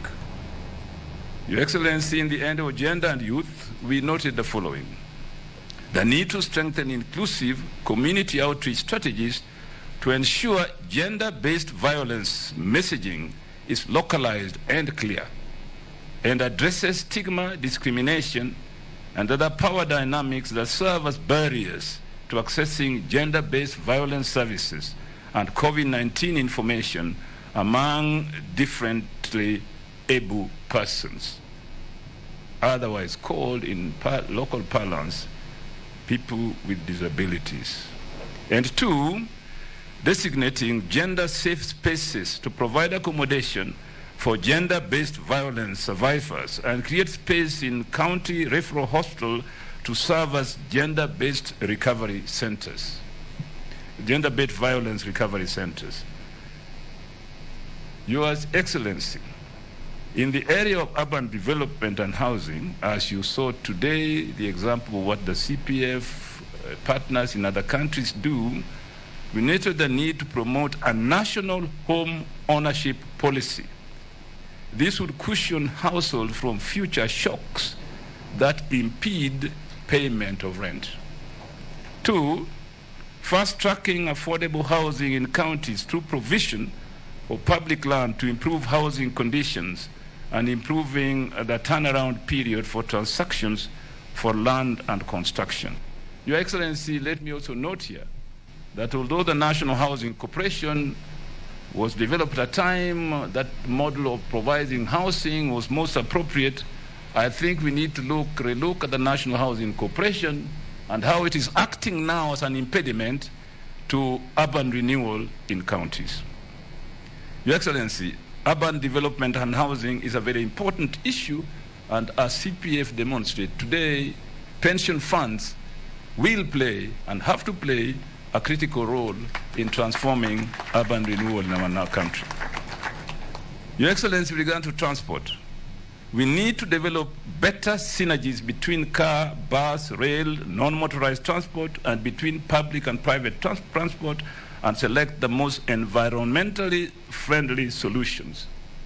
In this regard, Your Excellency, we need to control carbon gas emission by the otherwise very useful motorbikes in our cities. It has been demonstrated, Your Excellency, that one motorbike produces as much carbon gas emission as a 10-ton lorry. So just imagine how quickly our urban centers are going to be polluted if we don't improve on that and change the manner of power we use for propelling motorbikes. 2, use of labor-based and local resource-based approaches for road development and maintenance, since road construction has become a very expensive item in county budgets. Regarding tourism, Your Excellency, this is my last point. First, with the lockdown of cross-border movements by air, land, or water, Kenyans have learned the value of domestic tourism. Counties are challenged to capitalize on this by investing in various products that can grow this sector. 2, diversifying tourism products across all counties to include cultural, sports, agro-tourism, mines, nature-based, community-based, adventure, culinary and beach-based tourism products, jetties and floating facilities, amusement parks, construction and development of public beaches. Your Excellency, the green space in urban areas is a very important element for encouraging tourism across our nation. And we are challenged to capitalize on this by investing in various products that can grow this sector. 2, diversifying tourism products in our nation and ensuring that these products are known to our people, as I mentioned. And 3, allocating resources for investment and rehabilitation of tourism supporting infrastructure, including sports stadia, and I thank you, Excellency, for the interest you have taken in this. My county is a beneficiary of this advisory. Modern meetings, incentives, conferences and exhibitions, venues, and roads leading to the physical tourist attraction sites, including cultural heritage sites. Your Excellency, thank you so much for coming in time for my speech. I am grateful. Prof, thank you very much. Thank you very much for that wonderful presentation. And Your Excellency, as I say, the entire devolution family is here today. And when I talk about the devolution family, Your Excellency, it starts with you as the chair of the summit. You are really the father of devolution, having laid the foundation stone for devolution in this country. And the deputy president is a member of the family of devolution as the chair IBEC. We are very happy to have him here. The speaker and the Senate as the protectors of devolution are members of this family. We're very happy to have him here. Our county assemblies are very critical members of the devolution family, and we are very, very happy that we have the chair, CAF, around, that you could just mutambue. Yes, he's over there as the chair, CAF, and IDRTC, Banaburugu, who is the acting chair, is here with us, and the entire team is here, Your Excellency. And on their behalf, allow me to adjust the program just for a minute for the speaker to greet us on behalf of the other stakeholders. Speaker, karibu tafadhali. Your Excellency, the President of the Republic of Kenya, Your Excellency, the Deputy President, Chair of the Council of Governors, Honorable Eugene Wamalwa. Mine is just to say, Your Excellency, I stand here with a lot of nostalgia, having been one of the founding governors in this republic. What we are witnessing today were some of the thoughts that we had that time, and I'm happy, and even the economic bloc concept, I'm happy that those who took over from us, and I want to thank the chair and the entire governors who are here, that they have been able to progress this. I just want to encourage you that this is the way to go. We will continue supporting you as the Senate. Of course, our work is oversight, and I have tried to ensure that we carry out our oversight in an objective manner, having been a governor, and this time really from this other side. Your Excellency, thank you so much for honoring this function. It's one of the greatest functions, I think, in the devolution family. So you can count on us as Senate. We will continue supporting you. With those few remarks, may God bless you. Thank you very much, Speaker Lusaka. And now, Your Excellency, I want to bring the Chair COG. And as he comes, Your Excellency, I want to appreciate the leadership of Governor Oparanya. Indeed, during this crisis of coronavirus, we've come to realize the importance of intergovernmental relations. And indeed, when we are talking about intergovernmental relations, it is the glue that holds together the devolution family. It is the oxygen of devolution. And we have seen this working very well during this pandemic. And intergovernmental relations are at an all-time best. We want to thank the leadership of Governor Oparanya. He just recently came from Dar es Salaam, Your Excellency. So don't be surprised when I introduce him differently as Dr. FCPA Wycliffe Ambetsa Oparanya. He has just completed his PhD in that. And I think he'll be joining Dr. William Ruto. And Your Excellency, I'm also trying very hard to complete my PhD. Don't be surprised to see Dr. Eugene Wamalwa. Karibu, Your Excellency, Governor Oparanya.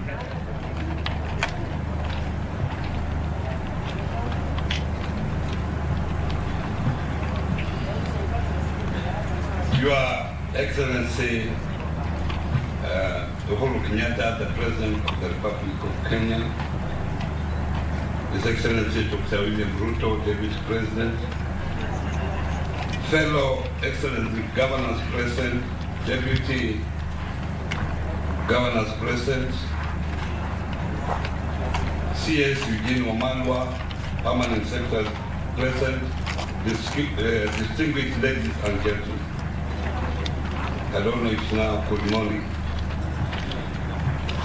Before I deliver my brief speech, I want just to acknowledge some of the people who have come here. First, we could not accommodate all the governors. Most of the governors are attending this meeting virtually, but we have allowed in few to come because of the COVID protocols that we have.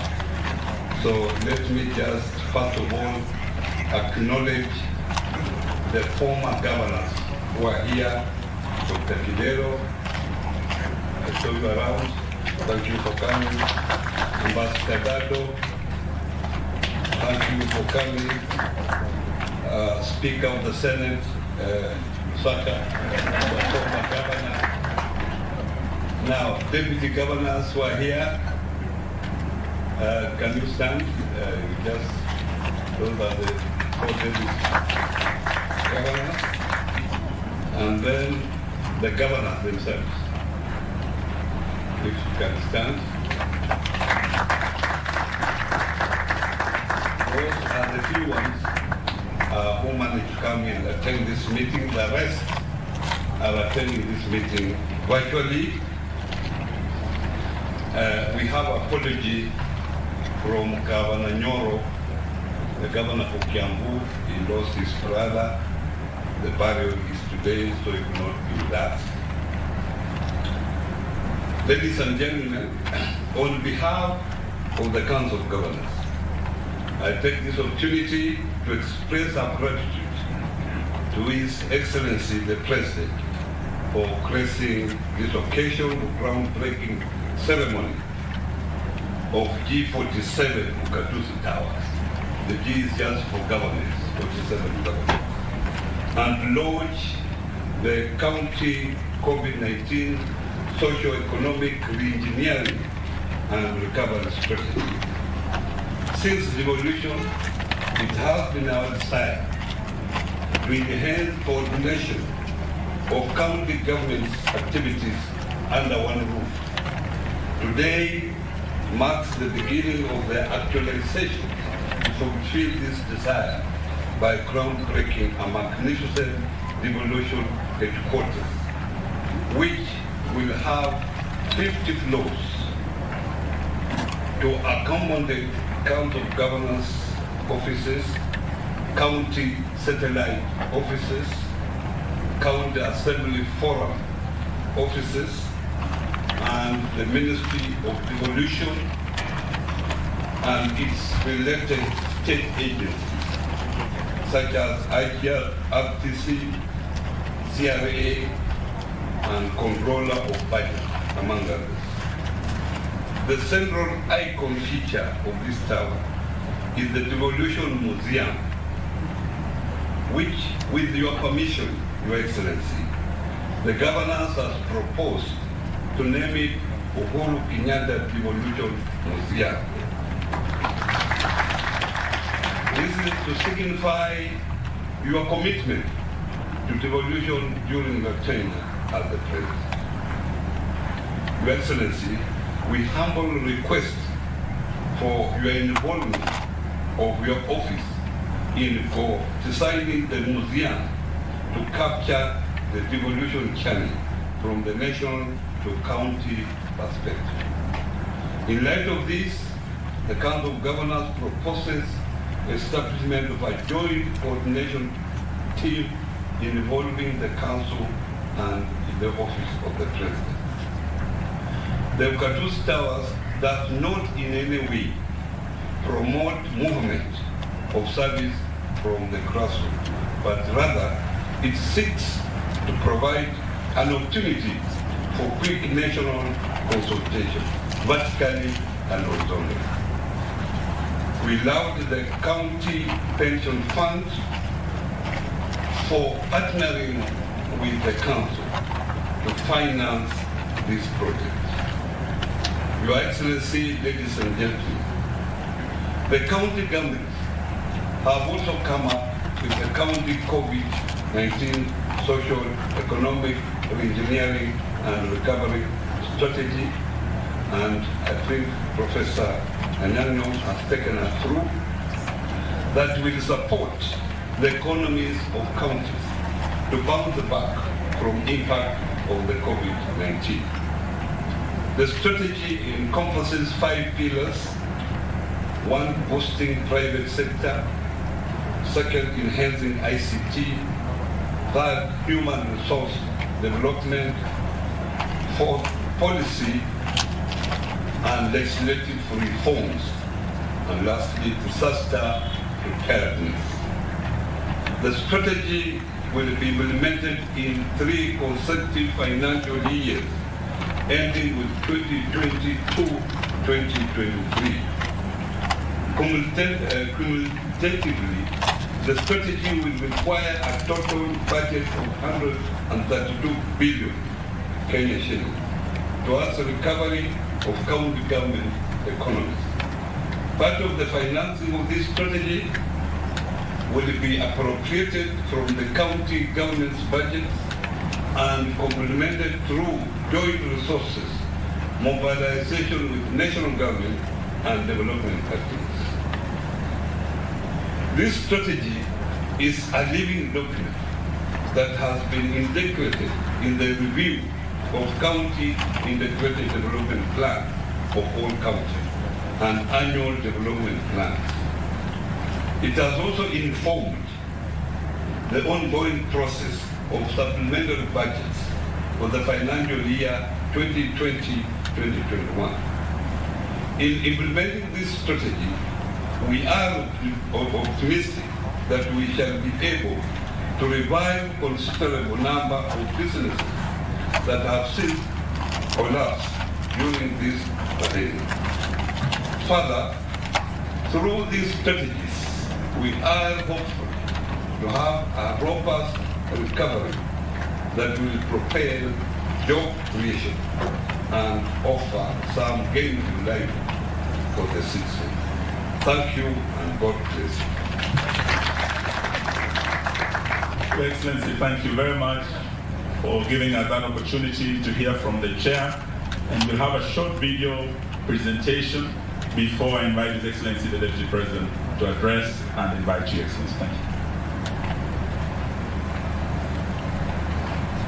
So my fellow Kenyans, on Friday, March 6th this year, the government of Kenya received confirmation of the first case of COVID-19, more commonly known as coronavirus.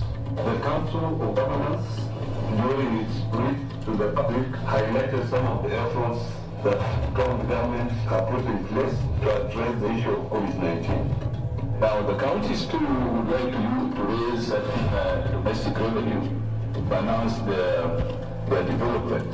Many counties have established youth enterprise funds, women enterprise funds, and so on, so that to support local entrepreneurship. As the country continues to face the impact of the COVID-19 pandemic, the county governments through the Council of Governors have found it necessary to develop a socio-economic re-engineering and recovery strategy which will feed into the National Economic Recovery Strategy.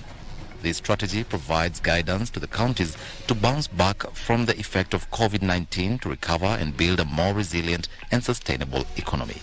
In responding to the pandemic, counties came up with county-specific COVID-19 prevention guidelines and strengthened community surveillance while implementing the COVID-19 prevention measures, including social distancing and general hygiene. Unity is strength, resoluteness is the essence of struggle. The collective response of both the national and county governments to this pandemic demonstrates the importance of interdependence of the two levels of government. Through a multi-pronged approach, they have remained steadfast to minimize the effect of the pandemic on the citizens. The Council of Governors extends its gratitude to the Re-Engineering and Recovery Committee as well as the development partners for their invaluable support during the development of the strategy. Special thanks to KIPRA for providing the technical lead throughout the preparation of these strategies. Pillars for county recovery and re-engineering strategies include boosting private sector activity. The county governments will improve the infrastructure and promote organization of the small and micro enterprises and create an enabling business environment at county level. Human capital development. The county governments will invest in technical education and skills development, extend the scope of universal health coverage, and promote community health and workplace safety. Policy, legislative, and institutional reforms. The county governments will review the Public Health Act, the Water Act, and the agriculture sector laws to provide further clarity in the assignment of functions, strengthening county governments' preparedness and response to pandemics and disasters. The county governments will develop a legal and regulatory framework necessary for the management of all disasters. Support to key sectors. Agriculture. Enhancing agro-processing, marketing, financing, uptake of technology and value chain capacities in all counties. Water and sanitation.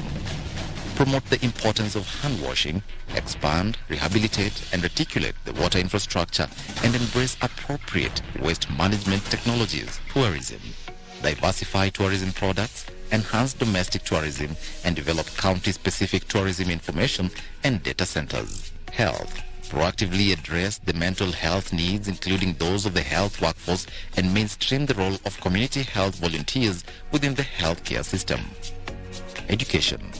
Support back-to-school campaigns, improve access to water, sanitation, and health services in learning institutions, and strengthen the delivery of early childhood and vocational training. Social protection. Provide counseling services, develop a comprehensive database for vulnerable persons, and ensure their access to affordable healthcare. Gender and youth. Support gender champions and strengthen inclusive community outreach to affirm the participation of women, youth, children, and persons living with disabilities to alleviate poverty and spur growth of the economy. Environment and natural resources management. The county governments to collaborate with other stakeholders in order to increase forest cover. Economic stimulus program. The economic stimulus package shall prioritize settlement of pending bills, financing and implementation of economic stimulus package. Resource mobilization for implementation of the economic stimulus shall entail collaborations between national and county governments and will require adequate financing over the fiscal years 2020 and 2021 to 2022 and 2023. Monitoring, evaluating and reporting. The COVID-19 re-engineering and recovery strategies will be reviewed quarterly, half-year and annually for 3 years by county governments to track the progress and implementation status.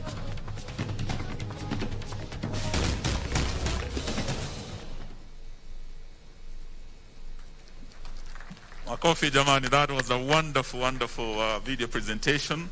And may I now invite His Excellency the Deputy President, Dr. William Samoei Ruto, to address the congregation and invite His Excellency the President.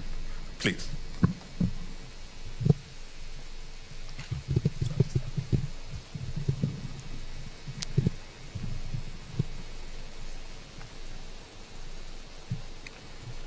Your Excellency, the President of the Republic of Kenya, Honorable Uhuru Kenyatta, the Chair of the Council of Governors, Wycliffe Oparanya, the Speaker of the Senate, CS Eugene, Governors, Deputy Governors, PSS, Development Partners, ladies and gentlemen, good morning. Your Excellency, this occasion is significant for two reasons. The groundbreaking ceremony here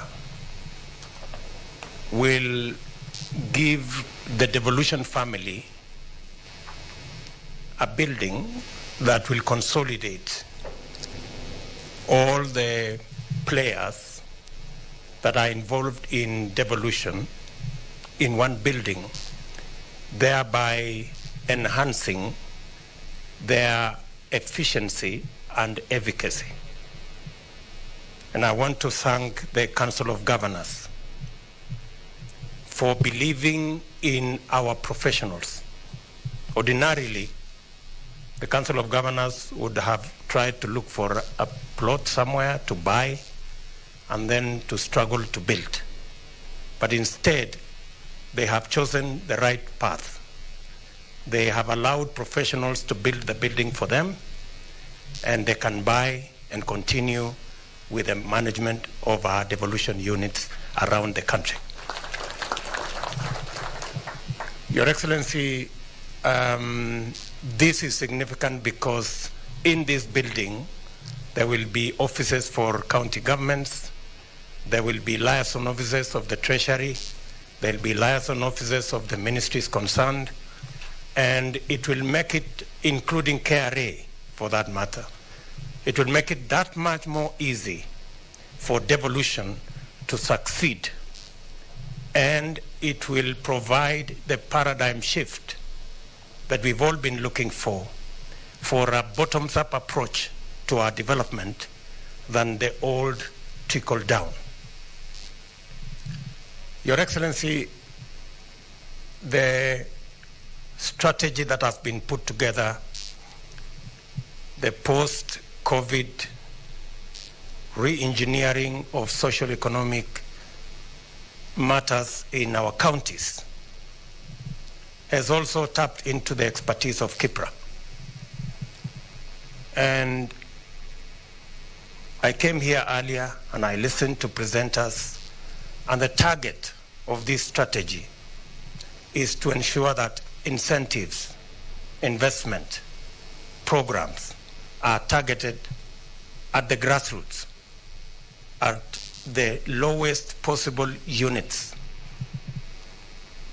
which will give us the opportunity to ensure that the partnership between national and county governments, especially on matters of provision of water, on matters of housing, and on matters of agro-processing, value addition, and industrialization, there is a clear framework that is provided under this strategy for the partnership to make sure that we do not duplicate, but we synergize so that we can get results better, faster, and in a much more cost-effective manner. Again, let me congratulate the Council of Governors for coming up with this re-engineering strategy. Your Excellency, it is not in my place to speak more than that. It's now my very humble duty to request all of us to be upstanding. Your Excellency, the President, to make his remarks. Your Excellency, sir. Thank you very much, William. Please be seated. The chairperson of the Council of Governors, Governor Wycliffe Oparanya, Deputy President, Speaker of the Senate, governors here present, deputy governors, leaders of county assemblies, our development partners, good morning. Let me say it is truly a joyous day as we come together here this morning to witness the groundbreaking ceremony for this G47 Ugatuzi Tower.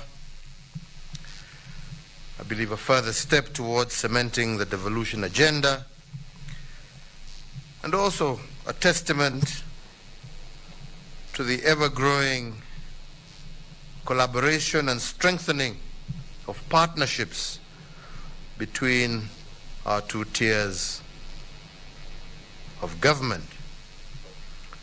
Let me also say that it is wonderful to also witness the partnership between the Council of Governors and the Pension Fund, meaning that resources that are available to the pension fund are being reinvested in strengthening our devolution agenda, while at the same time protecting the ultimate interest of all our devolution workers. So hongera, my friend. Pongezi sana. Pongezi kwako. I think that is wonderful. And asante sana kwa kukumbuka a water meter who used to roam these areas in the early 20s. Asanteni sana. Tunashukuru. Tunasema asanti. Let me also say that I am delighted and indeed very humbled to accept your offer, Chairperson, to name the museum that will be on this site after me, and I look forward to working with you and your team towards its development. Asante sana, nashukuru sana. Thank you. Today we also convene to witness the launch of the social economic strategy that will anchor our national effort to bounce back better and stronger from the negative impacts of COVID-19. Ladies and gentlemen, the outbreak and spread of COVID-19 pandemic and the measures taken to contain the spread of this virus have no doubt devastated not just our economy, but all global economies. Available estimates show that overall in 2020, the world economy will reduce by 4.4%, made up of a reduction in advanced economies of 5.8%, a reduction in emerging and developing economies of 3.8%, and in our own sub-Saharan Africa, a decline of 3%. Kenya's economy has also suffered the wrath of this pandemic, and it is estimated that we shall register a growth of 0.6% in 2020, and this is indeed a sharp drop from the growth of 5.4% that we had in 2019. This growth reduction largely reflects the negative growth in tourism and our hospitality sector, in education and the transport sectors, which crowded out the growth that we managed to register in agriculture, financial and insurance activities, construction and real estate development. So, ladies and gentlemen, we as leaders and policymakers at both the national and county government levels must grapple with a basic question. How can we best strike the delicate balance between the public health imperatives of combating COVID-19 on the one hand, and the need to secure livelihoods and economic vitality on the other? We must rethink our strategies and identify ways in which we can turn this moment of adversity into a moment of opportunity. How can we, as Kenya, bounce back better and stronger in a post-COVID-19 environment, taking advantage of the lessons, innovations, and resilience that this crisis has unearthed? As we do this, we must keep in mind the following pertinent questions and issues. We must ask ourselves, what if international borders are once again closed and a fresh round of extreme restrictions on the international movement of goods and purposes are once again imposed? How shall we react?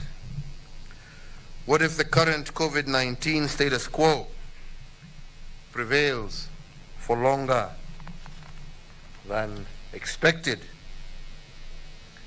And how ready is our nation's healthcare system, our supporting infrastructure, and our human resource base? How ready are we in the event of an emergence of a similar public health emergency sometime in the future? We must ask these and other profound questions, just as is being done in every other nation across the world.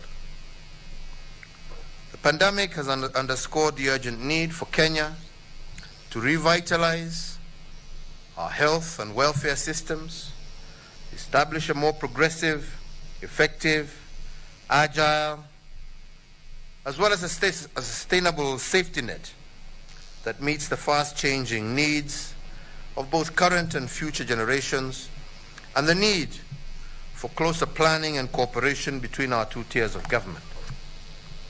I am glad to note that a positive aspect of this pandemic has been the fortification of intergovernmental relations between the two tiers of government. We have discovered new synergies, developed collaborative arrangements that can cascade to other areas of service to Kenyans and show that we can truly fulfill the one government of Kenya ideal. Together, Chairperson, we have expanded our physical health infrastructure, installed new and more medical equipment, recruited additional healthcare workers, upskilled our health service labor force, and deployed a testing and contact tracing system that has been a role model for other African nations. And all of this together has moved Kenya closer to achieving our universal health coverage. And it is for this reason that the county government COVID-19 social economic re-engineering and recovery strategy could not have come at a better time. The strategy, of which we have heard a brief summary from Governor Anyang', and that we are just about to launch, is targeted at creating a grassroots social economic upsurge that will build on the innovation and resilience that we have seen during this pandemic. This strategy must drive real growth and rebound within the counties, which, when coupled with the complementary efforts that we have introduced and shall continue to implement at the national level, I believe that these two aspects together shall and can deliver great dividends to all Kenyans. Ladies and gentlemen, Kenyans are looking to us as their leaders to guide this nation out of the quagmire caused by the pandemic and into greater equity, service delivery, and prosperity. Fellow leaders, this is not a time for business as usual. The strategy plans at both the county and national levels draw on limited resources that have become even more diminished due to the social economic impacts of the pandemic. These limited resources must be utilized strictly for the purpose of elevating our nation. They must be used faithfully and with utmost transparency and accountability. We will not have a second chance at implementing recovery and resurgence strategies for the enduring benefit of Kenyans as we do now. If we waste this chance, we will certainly consign our motherland to years of being mired by economic slowdown and social injustice. I call upon all relevant internal units and external agencies to exercise heightened vigilance and oversight to ensure that funds are used prudently and lawfully. I also wish at this juncture to thank all our development partners who have collaborated with us during this period, but also before, and who we look forward to partnering with in the future as we seek to fulfill our social economic objectives as lined out by our own Vision 2030, as outlined in our African Union strategy, as well as the SDGs. We truly appreciate all our development partners who work closely with us to achieving this agenda, and indeed, as was stated, we thank the offices of the United Nations and all the other development partners who have been close collaborators. Asanteni sana. But at this juncture, I must also make it clear that while we appreciate your support and look forward to your collaboration, you must always remember that Kenya has its owners, and its owners are 50 million Kenyans. And please, I ask you to refrain from interfering or telling us or trying to direct us in which way we should go. We are clear on where we want to go. We ask you to join us, to support us in that endeavor. But do not interfere, because we shall not allow for you to dictate to us which direction that should be. That will be up to Kenyans. Na tafadhali nawaomba kwa heshima kubwa, mtuheshimu ndio tuwaheshimu. Sina namna hiyo, kila mtu ako na shida zake, ama namna gani? Even they have their own problems to resolve huko kwao. They have no business lecturing us about how to fix ours. Anyway, I say that in good faith, very good faith. I will not allow that, and we shall not allow that as a country. So, ladies and gentlemen, as I conclude, I wish to extend our internal national gratitude, especially to our health workers, whose excellent services and sacrifices have saved countless lives. I also wish to thank our law enforcement, our administration officers, our essential service providers, all at the national and county government levels, who have kept the Kenya flame burning bright, and for that we shall forever be eternally grateful. I wish to thank both houses of parliament for appropriating the resources that we have needed in this period of pandemic, and I look forward to further collaboration with you as we continue with our recovery strategy. I commend our judiciary for embedding innovation and technology in keeping the wheels of justice turning, and I also thank the executive at both levels, as well as our county assemblies, for your diligence and drive. Kenya's religious sector, our private sector, and Kenyans from all walks of life have stepped up when called upon. And I am confident that if we continue working together, just as we have done in the last 9 months, Kenya can and will emerge from this crisis better and stronger. Our unity is indeed our shield and our greatest strength. When we all pull in the same direction, there is nothing that Kenya cannot achieve. So with these brief remarks, ladies and gentlemen, it is not only my distinct honor, but also pleasure to declare the county government COVID-19 social economic re-engineering recovery strategy for 2021 to 22-23 officially launched, and I also wish you every success in completing this magnificent building that we have just seen, and I look forward to joining you at a later date when we shall be here proudly opening your new facility. Na wewe Bwana Eugene uanze kutafuta vile utaondoka ukuje mkae na hawa kwa hii nyumba hapa. Hakuna haja ya unalipa rent huko na hawa wamekupatia space hapa. Kuja ukae na wao. Mfanye kazi na wao. Mungu awabariki nyote na walinde. Asanteni sana. Thank you so much. Let's appreciate His Excellency, and most humbly I now wish to invite His Excellency at the lounge position so that His Excellency can press the buzzer.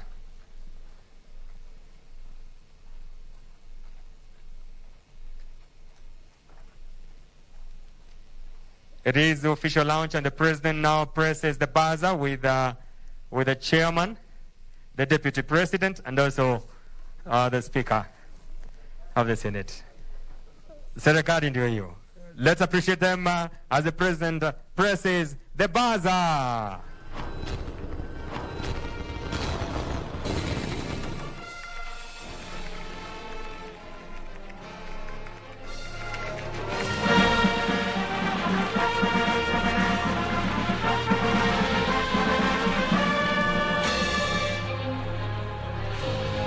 The Council of Governors presents to you County COVID-19 Socio-Economic Reengineering Recovery Strategy. Let us appreciate the strategy, distinguished ladies and gentlemen. Tupongeze kazi nzuri iliyofanywa na magavana wetu, and very specifically Council of Governors. Thank you. Thank you. Let's appreciate once again, distinguished ladies and gentlemen, the Moatia Club, the official launch of the county COVID-19 socio-economic engineering and recovery strategy.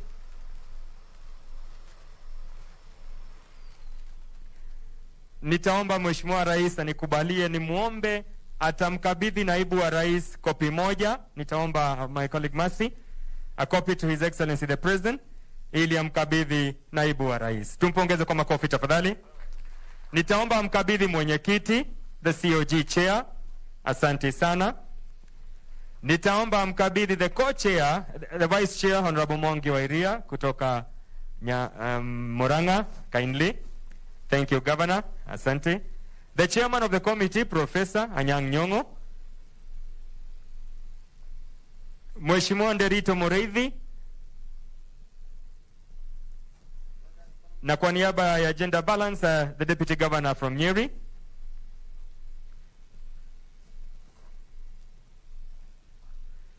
Nitaomba wale ambao tuko kwenye jukwaa tutaweza kuzishika ili tuweze kupata picha moja tafadhali. The Excellency, one copy for His Excellency ili tuweze kupata picha. Let us appreciate the county COVID-19 socio-economic reengineering and recovery strategy. Asante sana Mheshimiwa Rais. Niombe sote sasa kwa heshima walio na kofia ambazo si rasmi tuweze kuzitoa ili tuwe wima kwa wimbo wa taifa.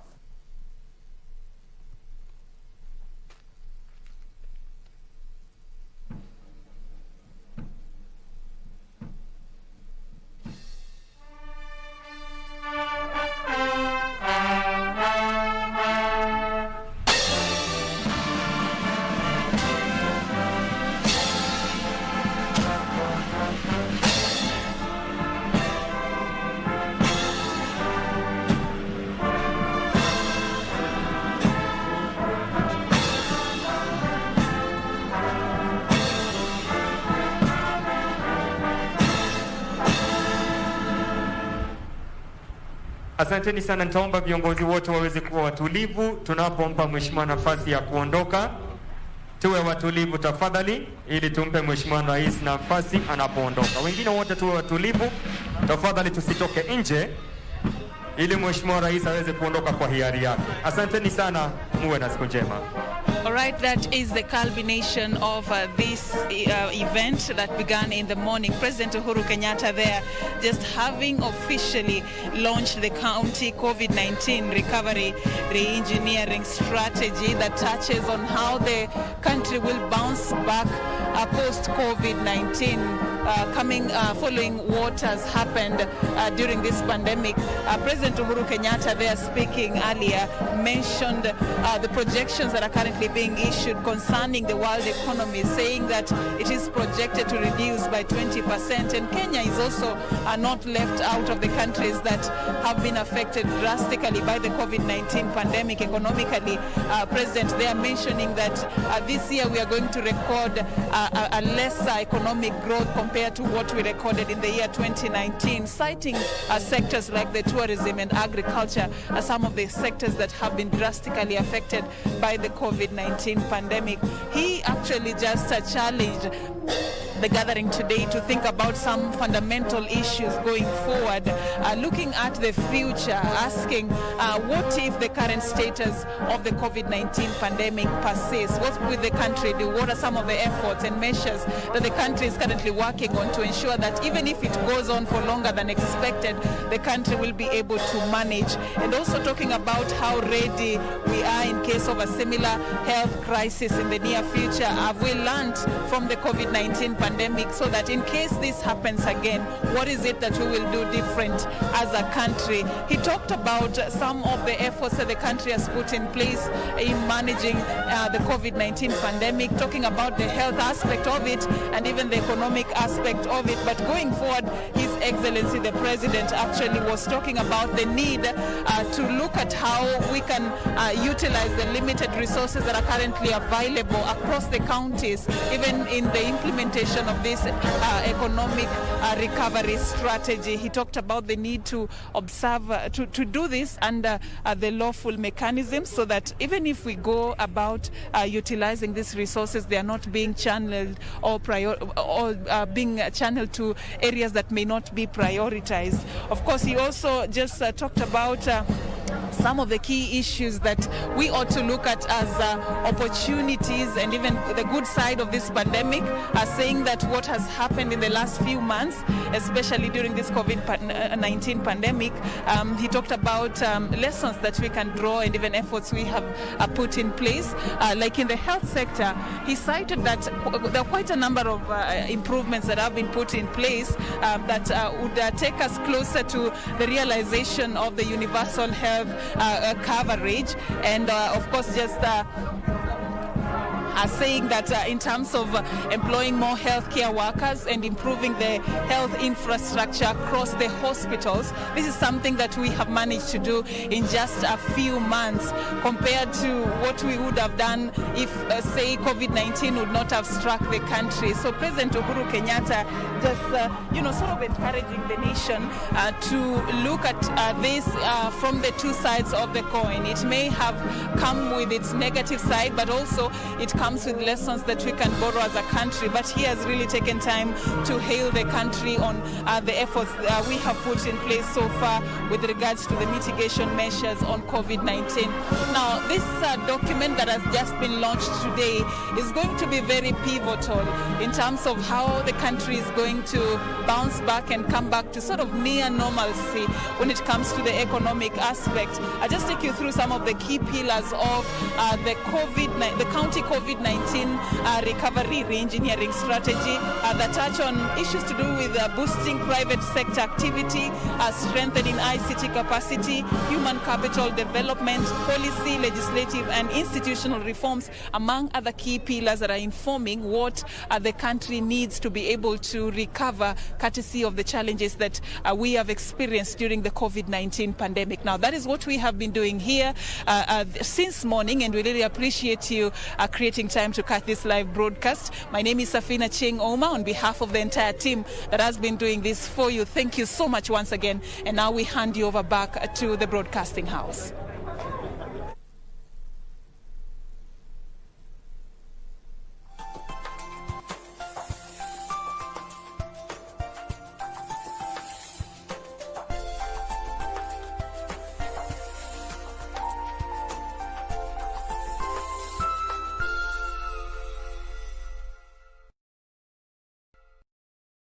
When the world changed, it made us go back to the simple joys and love the little things even more, like serving up your best, eating together, and sharing more.